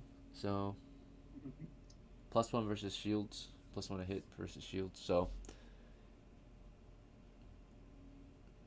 I mean, he's using a short sword to attack, or we're generating if you got a thrust in there, right? What did you score again? I got a 16? 15 plus 16? 1, so 16 16. +1 from axe bonus. So, or axe against shield bonus. So 17, since he has a shield in the way. So 17, alright. His armor class went from a 3 to a 1. Because he's blocking during his push, right? That's the benefit to a shield as a sidearm versus having 2 weapons. You can block one side at least. So he blocks, and again, armor class 1 versus attack score of, was it 17, right? 17. So you're down by 1 point. You need 1 more point if we can figure it out. Let's see. So he's at armor class 1 currently. You need 1 more point to hit. I don't know if we can apply any other bonuses or penalties here. So it's a miss by 1 point, I think. Yeah, I'll go over again the combat adjustments. Let's see.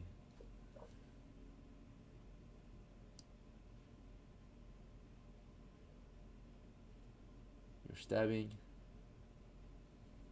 clean pushed, dim, concealed, immune. Yeah, there's nothing else to add. Unless you're trying to subdue him, that's the last thing that can maybe give you a bonus to hit. Go for subdual damage. It's gonna be +4 Sure. to hit, and half damage, right? But only can subdue from Sure. that hit. Okay, so That's fine. that guarantees a hit. That means you're going for the armor. You're not going for a gap, right? So you just hit him Yeah. in the armor basically to create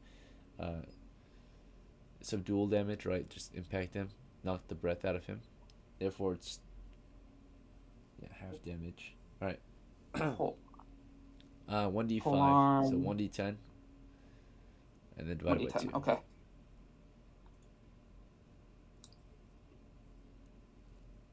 One d10. Where is the d10? Here we go. I rolled 5 damage. So. All right, so you did 3. All right. So he has 3. So you knocked the wind out of him. He's out of the fight. So after his first thrust, at close range, as he charged you, you thrust at him. He closed in right before you could finish stepping back. And he thrust at you at short range, and then he missed, of course. And as he missed, you finished stepping back, and then you thrusted at him with your second follow-up attack. And he would Hit him in the helmet or something. So he missed. As you step back, as you thrust, he moves forward, right? As you make your second thrust, he moves forward toward you, so you can go for his next thrust. I will say he does have one more chance. You do have to do initiative one more time to see if he moved before you could get your next thrust in. So. I got 6. Oh yeah. All right, you won. So there's certainty that you definitely destroyed him, even though he closed the distance, right? Because you were able to first dodge the first thrust and then quickly step back fast enough to get your next thrust in before he could keep the distance close, right? Because naturally, if you were him, you would not want your enemy to escape. You would want to keep pushing against him, right? Not let him step away. Yeah. So he had the chance to possibly keep the distance close. He failed, and you thrusted into him a second time and killed him. Or put him down at least. He's not dead, he's actually dying. So. I'm on, you bastards. You tough dying.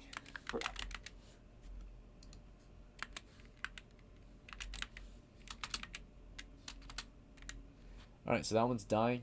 It's not dying, it's subdued. Because that was subdued damage. Right, so subdued. So you got the wind knocked out of him.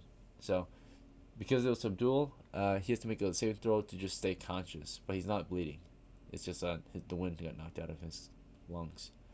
So, his saving throw is a fail. So, he gets hit pretty hard. And you said you went for the helm. So. Yeah. You went for the helmet area. You hit him toward the head area, and he's in a bit of a daze right from that. So. Yep. Okay, you struck the Not helmet. looking very good for them. All right. With that,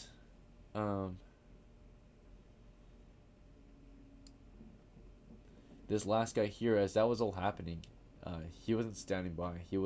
As his friend was pressing you, this guy was in the background stabbing you with his spear. So we gotta see if he actually hit you. And during that time, he will have the flank bonus because you were occupied fighting him, and he was going for an angle. This guy was also trying to move around for a flank. So, while you were busy with the first guy, trying to keep your distance, the other guy with the spear is just thrusting at you from the side. And we'll check if any of his hits were a hit. So his first thrust at you was a miss. His second thrust was a hit. So while you were taking down this guy, you got nicked from the flank by this guy, right, by these spearmen. And he nicked you for 1 to 6 damage during that. Alright, so 4 damage. Knocked out. So, he is also trying to... No, because if he chooses to subdue you, it will have the damage too, so you won't be out of the fight yet. So he's not trying to subdue you, he will just stab you. So, but he chose to stab you in the leg. So, being stabbed in the leg means, basically, you can't walk anymore. It's the main thing. If he hit you in the head, you can't freaking you might knock out, right? But he hit you in the leg, so you can't really walk. That's the disability there. And of course, I don't think there's even a chance to go unconscious, but there's definitely a wound there, and you are definitely bleeding.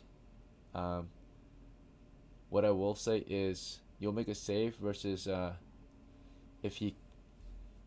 The only risk here is with going down is that because there's still it's He a did bleeding half wound. damage, right?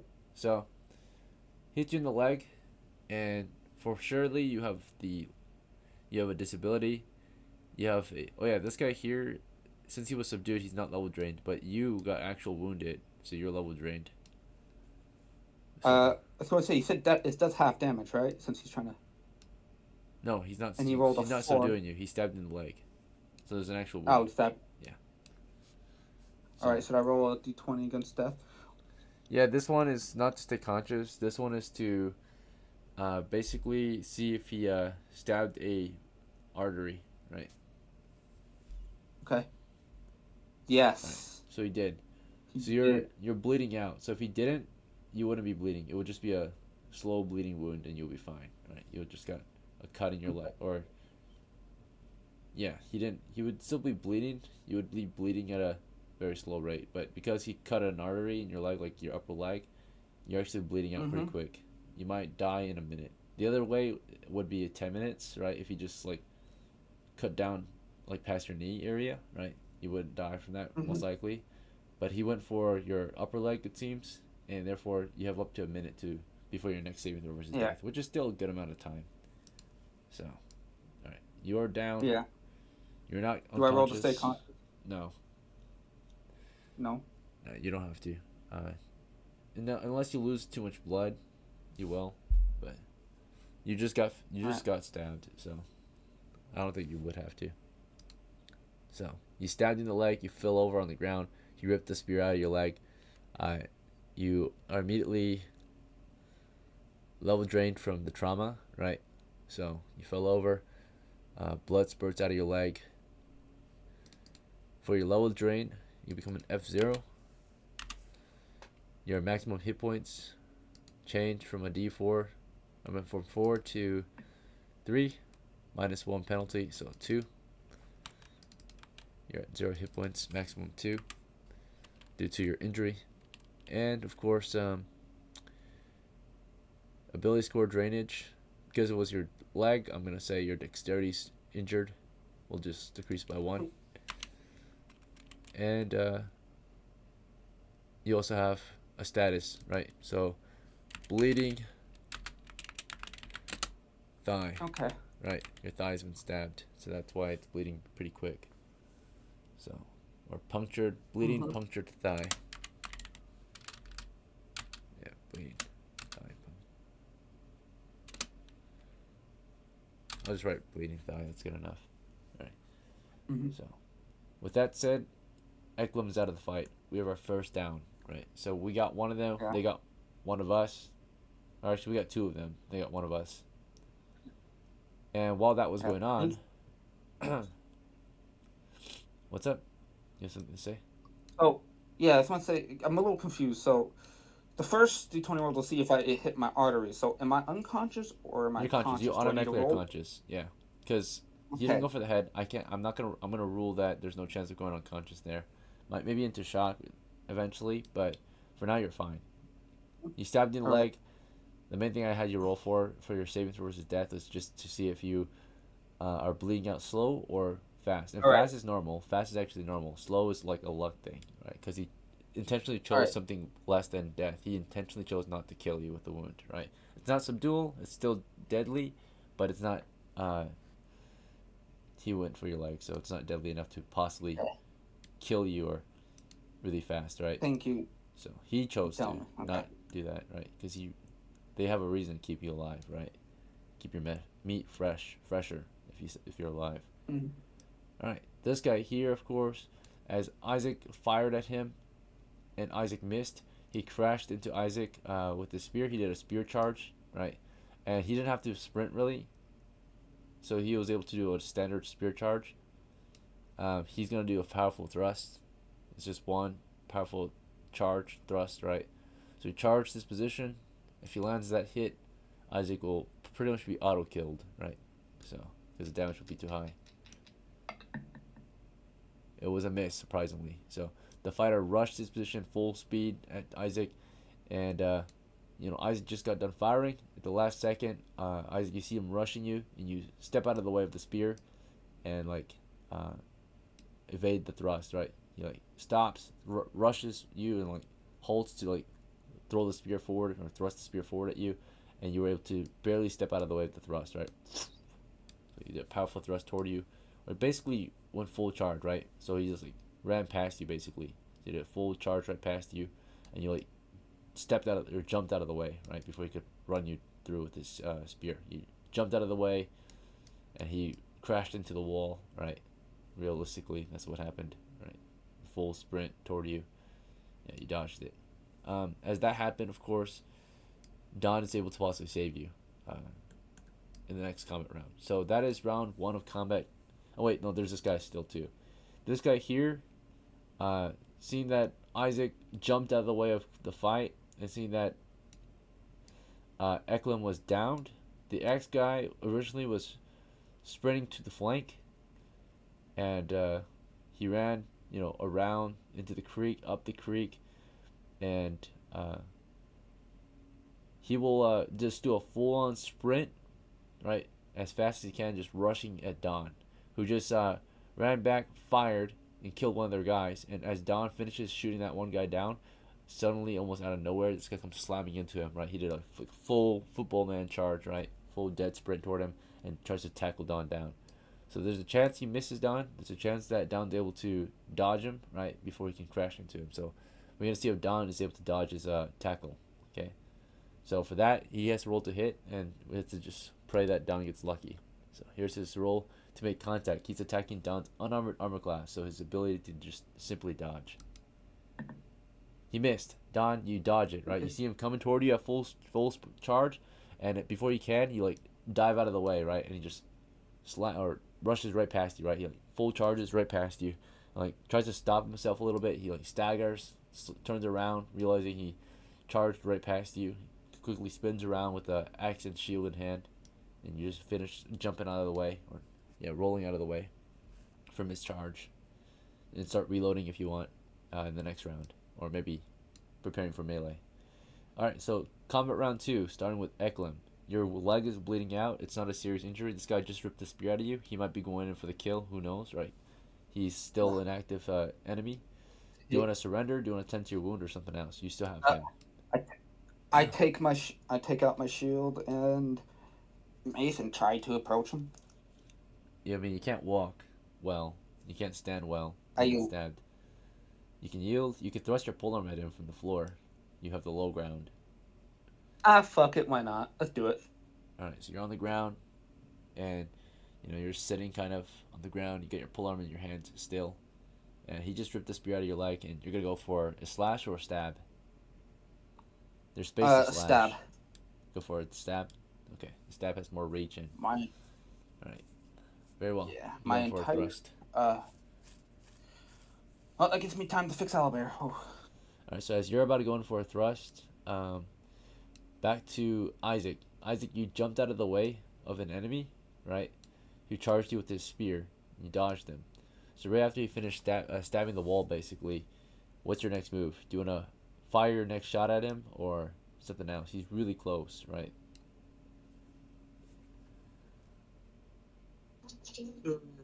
Wait.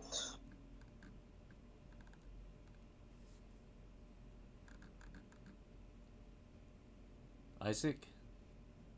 He said. I'll try shooting the dude that's attacking EKLEM. The sec. Okay, so despite there being an enemy near you, you're gonna shoot the one going for EKLEM, possibly the one south of him. Okay, very well. So Isaac, you finished dodging this guy. You finished kind of loading your sling up for another shot, and you're about to loose it at the guy to the south, despite there being a guy right behind you.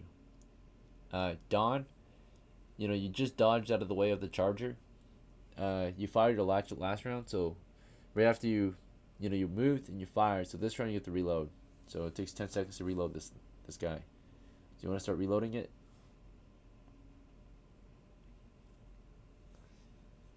Could I possibly run past them while reloading? Did it like cost? Which way are you trying to run? Like trying to squeeze past them. somehow.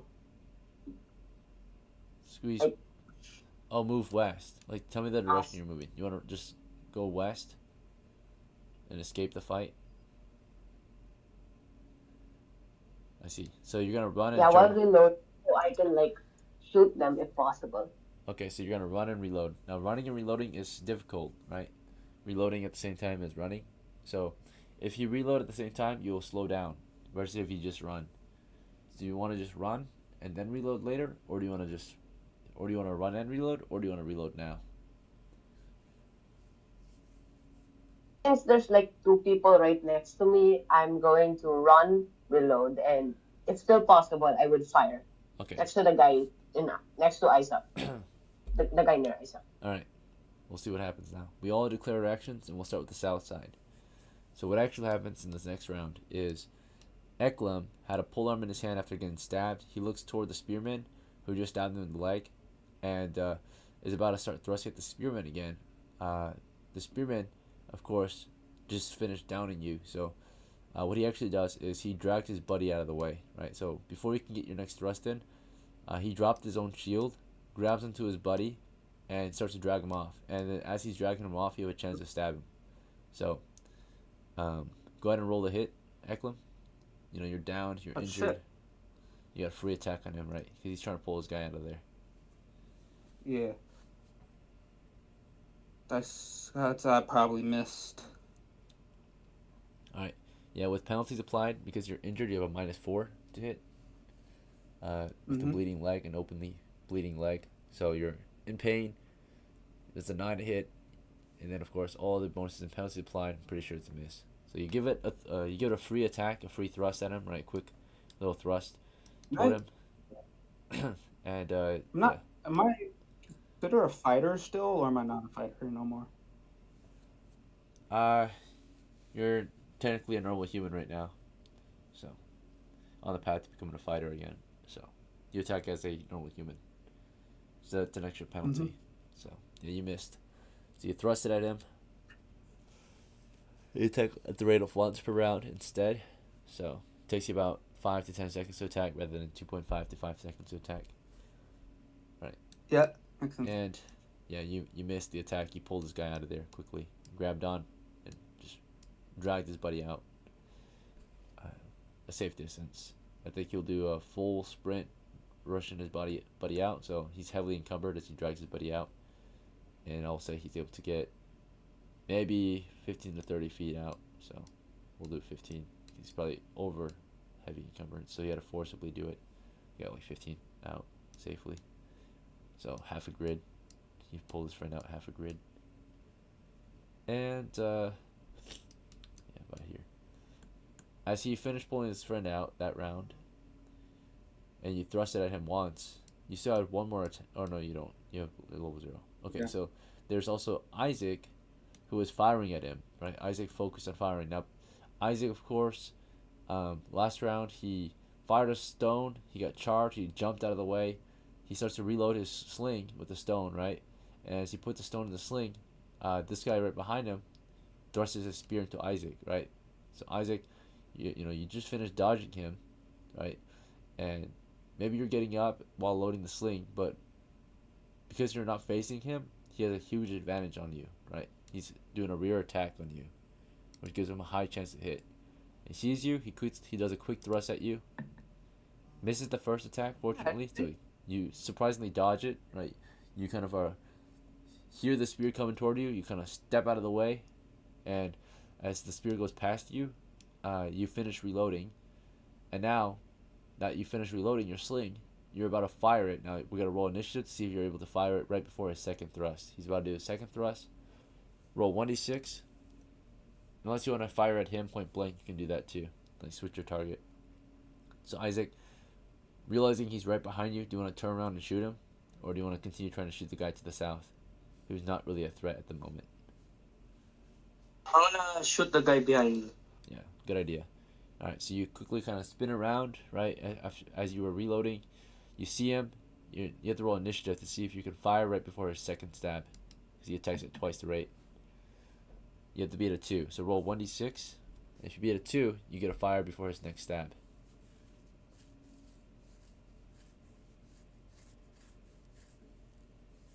So magic user versus the fighter. Who's gonna win? I'm actually excited to see. Uh, I got a 1. You got a 1? Darn. got where did you see it? I don't see it. Where did you roll? Yeah, where did you roll it? I rolled it on our owl bear. Did I you don't make see it sure on that all your there. dice was visible? I Yeah. have to Try see the rolling roll. it now. Make Oh, sure wait. you don't hide the roll. Okay, I rolled again. Alright, it's simultaneous. So as you loose a stone at him, he is stabbing into you. So roll to hit. So you guys can kill each other at the exact same time, possibly. If both of you hit. Roll 1d20 to see if you hit. He got an 18. So his second attack in the same round is definitely going to hit. Well, let's see if you can at least kill him before you die. Mm-hmm. Unfortunate. Alright. As you fire at the same time as he stabs, your stone goes right past him. Right? And his spear goes right into you. Right? And it's a quick attack, but you are very susceptible because you're on the ground. And he's going to deal a d6 at least. Double because you're susceptible. And you're also firing a missile weapon. Missiles are very susceptible. So pretty much it's an auto kill. Because if you use a missile weapon in melee, you have nothing to block with. So it makes you susceptible. So as you're launching a stone at him, he's just running a spear through you in close combat. Alright, and he just killed you, right? Thrusted his spear right through you. So he just auto killed you basically in close combat. Because you have nothing to block with or defend. You only can dodge, and he hit you, so and kills you. So nothing to reduce the damage. So that's Isaac, unfortunately. And his goal was not to kill you, actually. So therefore, he stabbed you somewhere else. Before you could shoot, he stabbed you in your leg, right? So you can't run away. He ran his spear through your leg. And he went for your thigh. He just chose your thigh. He just stabs you in the thigh. And that's it. He stabbed you in the leg, and your blood is spurting out. He ripped the spear out, backs up, and now you can't run away, right? You can still take actions, though, in the future, in the next round, because he chose not to kill you. You're wounded, right? So you're wounded. Let's see. You're at exactly 0 hit points wounded. So that is for Isaac. Alright, so Isaac, you're not dead yet. He stabbed you in the leg. And let's see. Because he chose a vital area, you will make a saving throw to not go into shock after getting stabbed in the leg. So roll 1d20 versus death to not go into shock. Alright, so you're going into shock, right? Blood spurts everywhere. He hit like an artery in your leg, right? And you're starting to hyperventilate. You're starting to breathe quickly. Your heart is racing from that hit, right? Blood is spurting out of your leg, bursting, right? Just spewing out from that hit. So Isaac, of course, status, bleeding, thigh. Very similar to EKLEM's situation, right? Bleeding out pretty quick. In a minute, you might bleed out to death, just like EKLEM. You're also going into shock. Let's see. We ruled that EKLEM might be going into shock at some point too. Might be dying as well, or is dying. Both of you are currently dying. All right. So Cannibal finishes stabbing Isaac. Isaac, blood is spurting out. If you don't slow that bleeding down, you will die. For the last guy, the situation looks really grim. He was trying to run away and reload at the same time. As he, finished dodging this guy turned around with his action shield after charging, moves toward him, and this guy tries to run past him. And we're gonna roll an initiative check to see if Don is able to quickly sprint past him before he can crash into DAHN and engage him with a melee attack, right? Swing his axe at DAHN. So DAHN, roll 1d6 to see if you can outmaneuver him, right? You roll the ones, you have a good chance to escape. Alright, and DAHN, you're able to quickly 4. duck past him, and I'm gonna say that if you keep reloading while moving, he will catch you. But if you just move and not reload, he might not catch you, right? So if you want to reload at the same time, he will catch you. So do you still want to reload, or do you want to just run? I'm just gonna sprint Sprint. here. Alright, so you're gonna sprint as far as you can toward the northwest, right? From what it sounds like, out of the water, so you don't slow down. And he rushes after you. He's trying to close the distance, right? Trying to catch you. He runs at full speed as fast as he can, and he's armored, so he's slower, right? And you're not, so you're quicker. So you just run, and you start to quickly lose him, right? Because you're doing full speed. You're not reloading. You're just sprinting out of there, full speed, running your way with your crossbow unloaded in hand, just escaping the battle, right? As he charges after you with a shield and an axe in his hands. All right. Well, as you can tell, things didn't go completely as planned. The situation became pretty grim pretty quick. In the end of the story, DAHN, you get to live to tell the tale. On your way out, do you want to grab the salt rocks or EKLEM's gear, or you want to just escape? If you grab that stuff, you will have that stuff, but there's a chance he can catch up to you then after you grab it. So do you want to risk it? What gear does EKLEM have? You see on the floor there is a sack and a pickaxe. The sack has the rock salt in it, or near it at least. Can a pickaxe be used as a melee weapon? It can. So can I take like 2 pounds of salt and the pickaxe and run? It could slow you down, like I said. Are you willing to slow down and grab that? As you're grabbing this thing, he can catch up to you. So do you want to take that risk? Give him a chance to catch up? Or do you just want to escape? Okay, so I'm just gonna get the pickaxe and run. So Okay. just So, in case he catches up to me, I'm gonna swing at him with the pickaxe. alright. So you run over there, you cross the water, he crosses the water, and then you pick up the pickaxe, he's closing in. And you have the crossbow in one hand, pickaxe in the other hand, right? Oh, oops. Right. So you have one item in each hand, and you have the pickaxe in case he closes in. You swing it at him. And you sprint out of there with your life, right? So you got pretty close, but eventually you start running again, and the distance will slowly expand, right, between you and him, because you're moving at the rate of 30 feet or 90 feet per sprint, and he's moving at the rate of 60 feet per sprint. So you're slightly faster, and over time, you will escape him. For the others, though, the situation is horrible, right? The cannibals here, as you might recall them being cannibals, you injured one of their guys, you killed one of their guys, shot him in the throat, right, with your crossbow. So, naturally, it was a 2-for-1 trade. They got 2 of you that they will be able to harvest meat from. They got all of your gear. I'm gonna. Yeah, what's up? As long as I keep conscious, I'm gonna keep fighting. You're gonna stay fighting? Alright, well, blood is spurting on your Yeah. leg. If you don't hold that wound, you're gonna bleed freely. Doesn't matter. Don't care. Let's fight to the death. Alright. I'm So, fighting to the death. after I'm you not drag gonna this let. buddy I'm out, not gonna let them. comes back. This guy comes back, right? They have their spears in hand and shields. And they see like you're like a injured animal, right? Trying to fight to its last breath. Isaac is bleeding out. Isaac, as he comes toward you, do you want to fight still, or do you want to surrender? They're just gonna eat you, buddy. Is he wearing anything flammable? Yeah. The He's wearing a gamble. gambeson. If you hold the torch against it long enough, it'll set ablaze. If he lets you do that, though. He probably won't let you just set him on fire. But you can try. If he gets too close, you can try to set him on fire. Could I try like grabbing his foot and making him fall?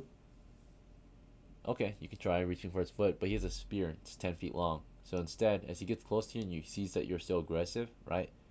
He takes his spear and starts to beat you with it. Whack you, right? He beats you down with it. He first beats at your leg. It stings. It hurts a lot. Blood is spreading your leg. So there's a when he beats your leg, you go into a daze, like you're stunned, because he hits like the wounded area, and then he whacks you in the head once and twice and beats your head in with his spear, right? And you're just a sitting duck. So you're like, you were trying to grab at him. He hits you. You grab at your leg because of all the pain, right? He strikes you with a ton of pain. You got like whipped by a spear, and then he whips you in the head with the spear, right? And you're wearing a helmet, so it just causes you a concussion almost, right? He beats in your head until like you're in a daze, and then everything goes black. First strike puts you in a daze. Second strike, or first strike, was pain for sure. Second strike was pain and a daze, and the third strike you went black, like you went out cold, right? He knocked your brain around, right, in your helmet. So they beat down Isaac with the spear, EKLEM. You have your polearm out. The spear guy gets up to you, and it's like telling you to surrender in his language, right? He's like, put it down. He's like screaming at you, right? Do you want to keep swinging at him anyway? Yeah, you're just gonna eat me. All right. He keeps his distance as you swing your polearm, wildly at him, and instead, as you aggressively swing the polearm, the other guy comes down from the other side, so you can't defend two sides at once. So, which side are you gonna face as they begin poking at you from a distance?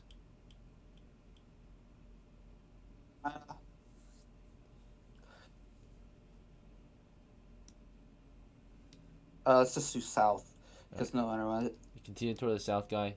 You can crawl up to the wall, put your back against it as you're swinging, right? Yeah.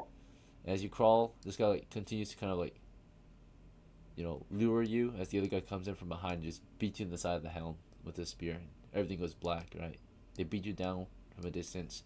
They capture you guys. So yeah, you guys become cannibal meat or food for the cannibals. Mm-hmm. Your loot becomes their gear, and they grow more and more powerful. So now we know what happened, right, to the cave, that the enemy are occupying it. Who knows what they're there for, but I do have a question. they have moved here to here now, right? Slowly making their pursuit toward the shoreline. Yeah, I do have one question for you. What's up? You rolled a d20 for is this a lair? It would be considered an encounter. Okay. Also, I just got messaged by Zooms. He said power went out. It's all good. Alright. Thank you guys for playing, though. We're reaching the end of the game, and one of you did survive, so you will get some rewards for surviving to live to tell the tale. And as we wrap this game up, you will all get your rewards now, as we conclude the story, right? This particular tale tonight. It was a treacherous one, but it was a tale nonetheless. Let's see. So, to finish off the story tonight, we know that one guy made it out of there alive, right? DAHN, the acolyte. His first expedition failed, right? But he survived. It lives to tell the tale of how his companions and him went out to go get the salt and encountered the enemy of our lands, right? They took Wolfden, and now they took the cave, right? So, we have enemies out at the cave, right? And maybe at some point there will be an assault on the shoreline, which will finish us off, right? Wipe us off the map. Hopefully that doesn't come soon, but the day is coming, right? Doomsday for our band of adventurers. So hopefully we can hold the line a little longer. All right. Yep. As for the rewards of your group, Killed there was one. experience out there, actually. Yeah, we killed one of them. So, for that one kill, I think it's safe to say that Don gets the experience because that was his kill anyway. Yep. Right. It was a kill. So, Don, you earned 1 point of experience today. You need 14 more to level up. So, a few more kills and you'll level up. Alright, good try. For Isaac and EKLEM. Yeah, killed in action. What's up? What could have we done better? At what point? The situation or? Like during the situation, the fight. Like during the fight, you were already outnumbered. Yeah, So, outnumbered is basically one of the. I mean, it's awesome when you can beat an outnumbered foe, or it's awesome when you can win fights when you're outnumbered. Only if you use strategy, right? So, naturally, you guys had a pretty good strat, I would say, like having the missiles fall back and fire. but some of them didn't fall back, so that allowed the enemy to close in, right? You of course did a pretty good job as a fighter to like buy some time and hold the line here to the south, and to use your polearm Yeah. as a sweeping attack. But If- polearms are. If that, Oh yeah, go ahead. yeah, if I got that first hit, oh, this would have been so much better. Yeah, if you could have gotten a first strike and put one down, that could have saved you, right? Polearms are super good in formations. On their own, they're kind of average, right? They're not terrible, but they're not good either.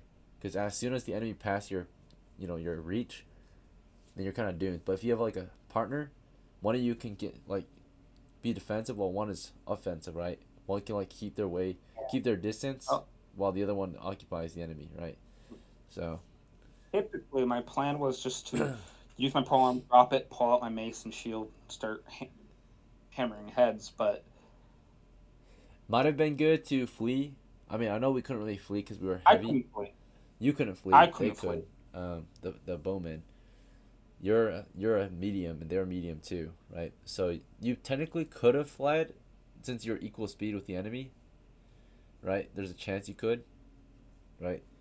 Unless A you just- chance. yeah, but not a very good chance. At least if you ran far enough along, your bowman might have been able to get some good distance, right, before the battle began. Mm. Honestly, though, we did pretty good with the few men we got. We had a creek in the way to slow their approach, right?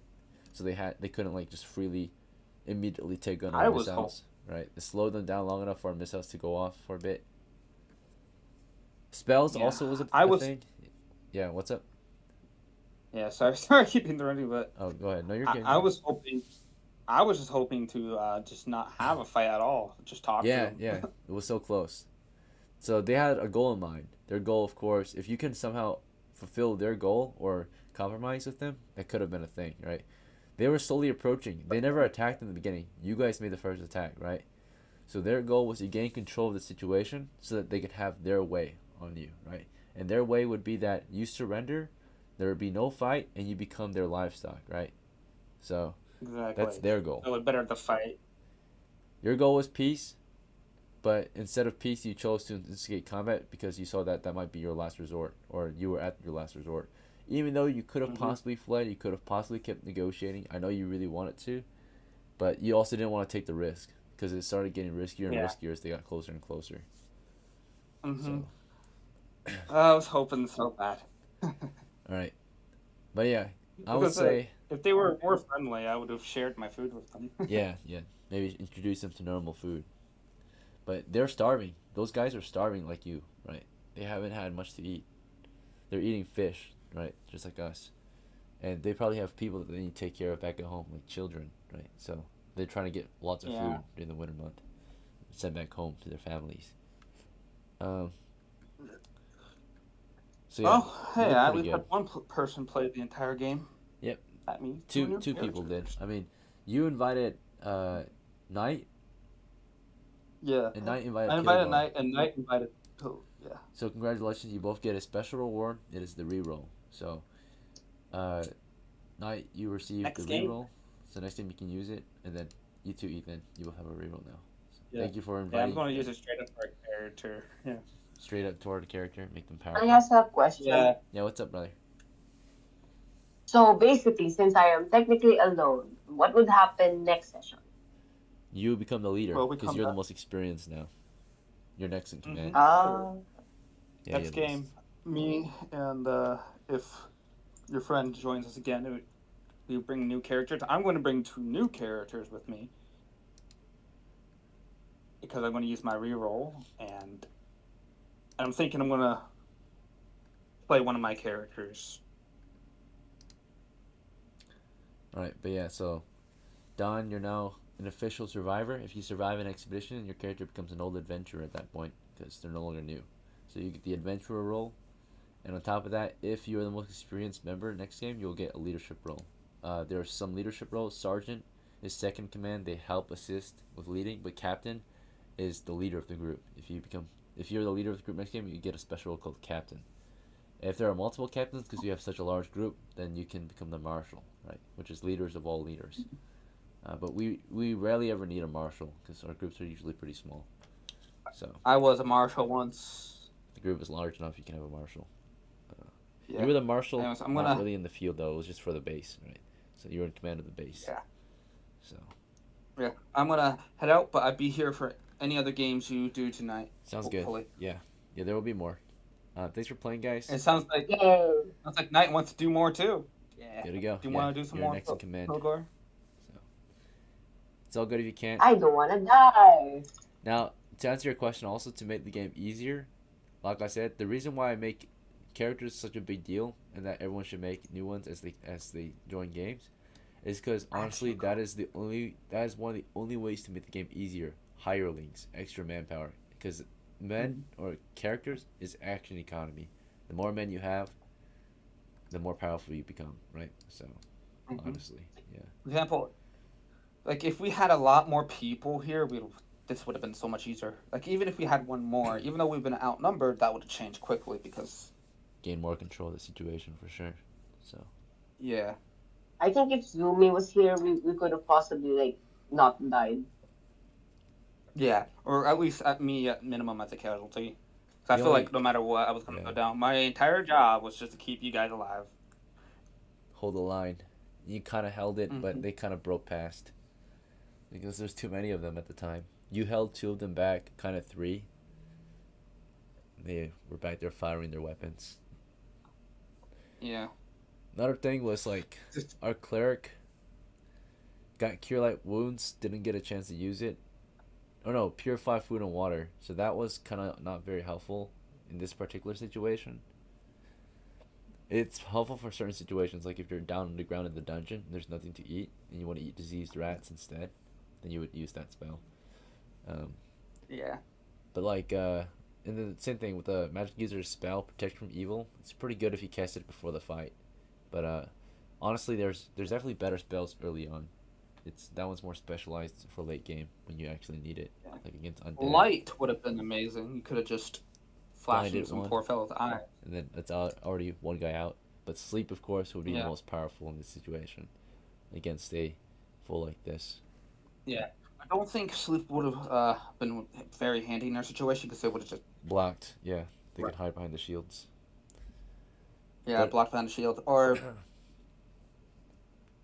I mean, or if you just cast middle of the melee, they're occupied, right?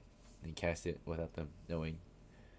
So yeah, maybe if we had the magic user up here, but we didn't know that it was going to be cannibals. I was thinking maybe there was some animals or Yeah. something.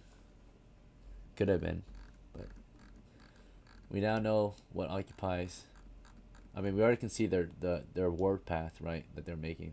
They took the wolf den, now they took the cave, and now it's most likely the shoreline next, unless they want to take like the coast, right?